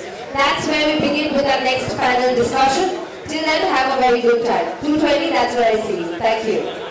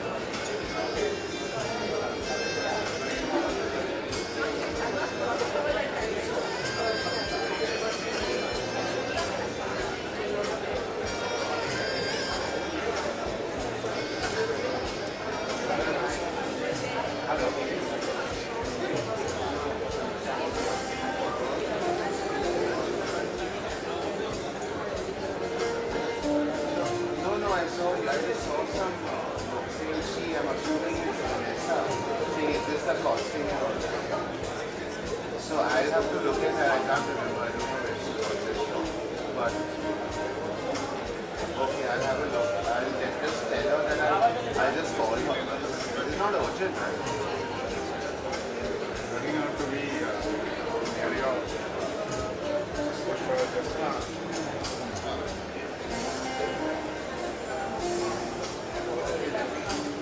I'll call her. Just tell her I'll call her. And the other thing I remembered was my English is not correct to sending US voiceover. Knows this is for the AI audience.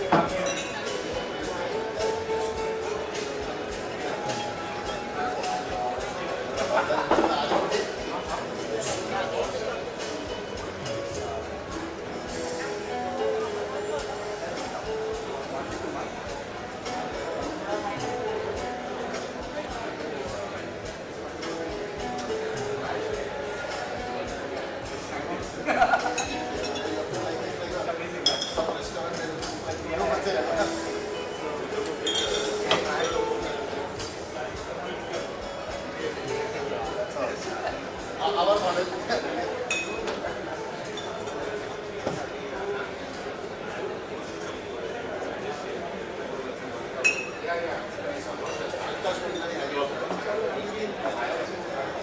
I like the other one.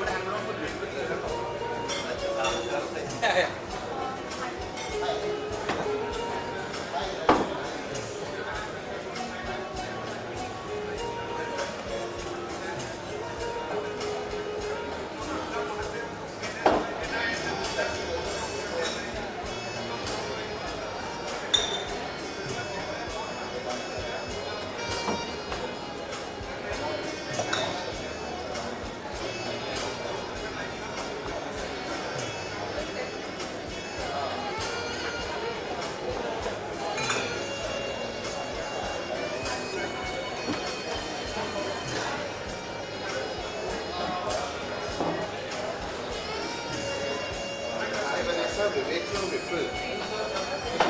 Good, how are you? No, so Karen told me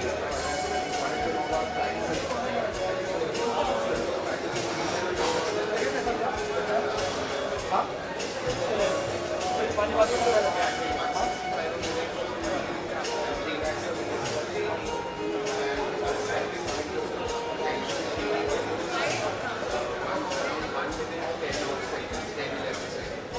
That's a rough estimate. It might be a few seconds, but it's shorter than the.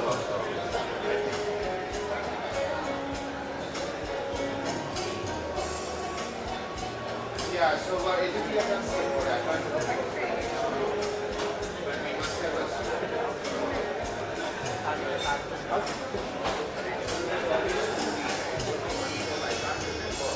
but whatever it is, we can adjust it in the. I शेवटची line काढ ही line काढ No, so yeah, the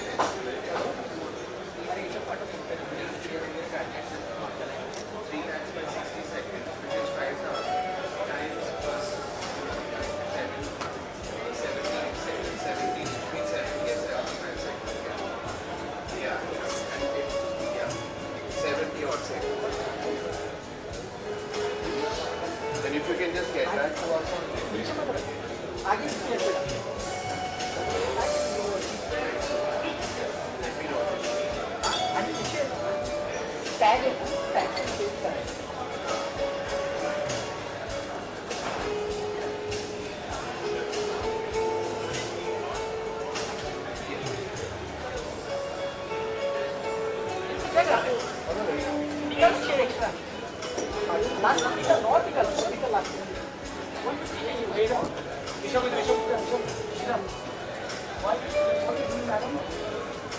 so whatever we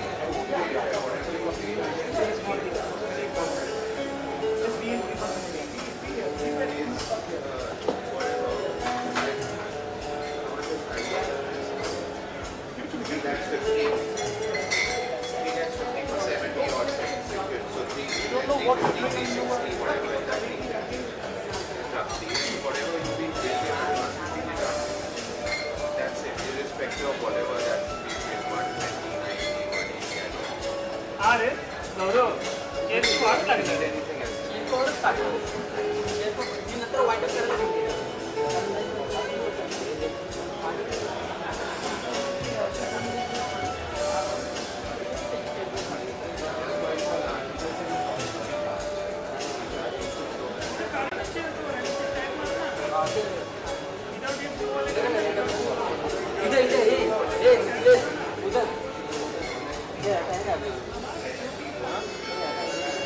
Prashant switch off येतो mobile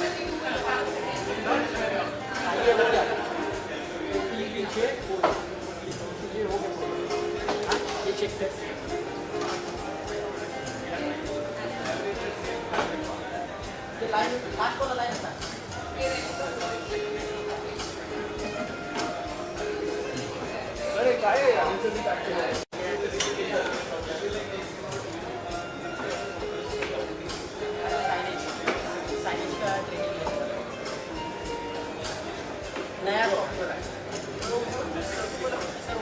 हमारे को attend हो जाएंगे restaurant और steam पे बुला लो बिकॉज उनके साइनिंग हम लोग अभी नहीं डालते because this is new thing for us also let them also join so that we don't receive any request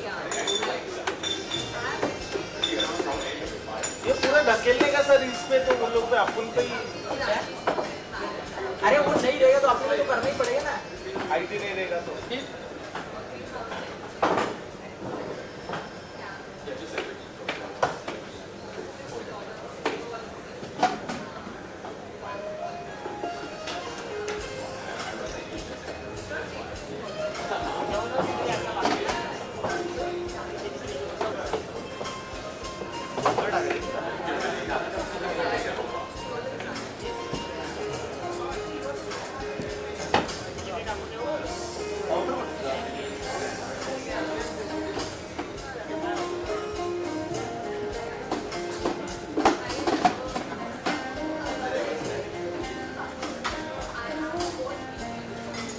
chair पीछे डालो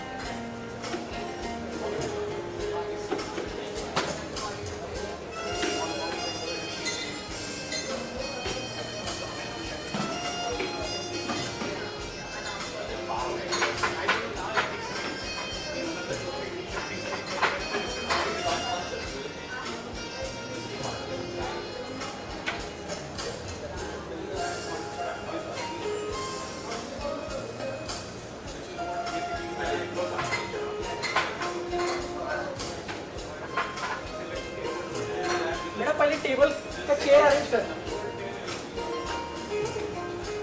अच्छी लग गया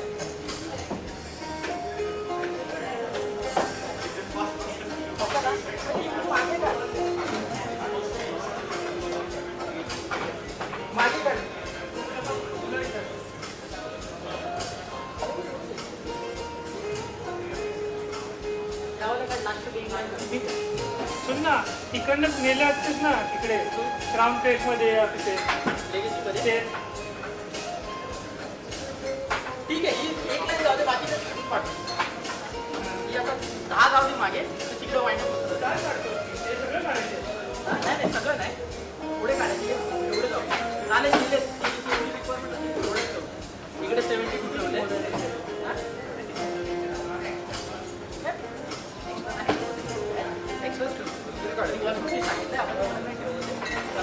मैडम उधर से है ना लास्ट है ना वो इसमें ना हर इसमें ना 6 चेयर ही रहना चाहिए थिएटर में एक लाइन पे 6 चेयर और एक्स्ट्रा जो भी है ना वो सब है ना लेगेसी हॉल में डालो उधर से लेके जाओ इधर से डायरेक्ट लेगेसी हॉल पीएफएल इधर से जा हाँ चलो जी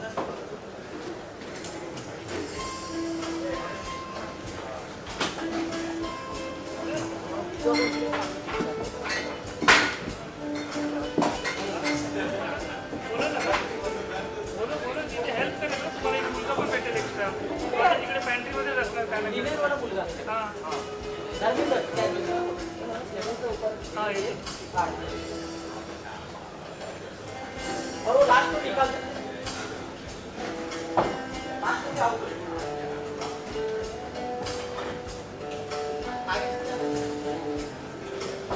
जॉब के तरफ से थोड़ा चल ठीक है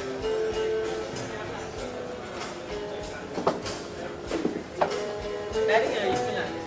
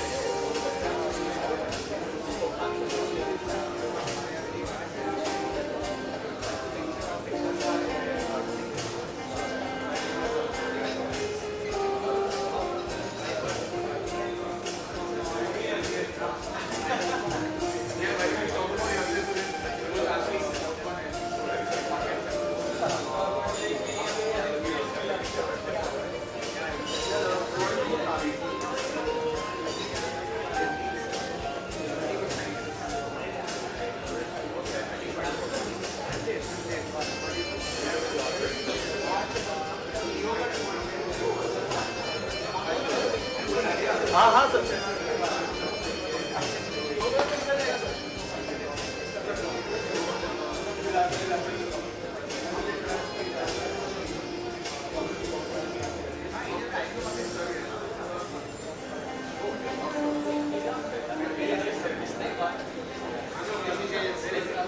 बोलने में आसान लगता है ना बहुत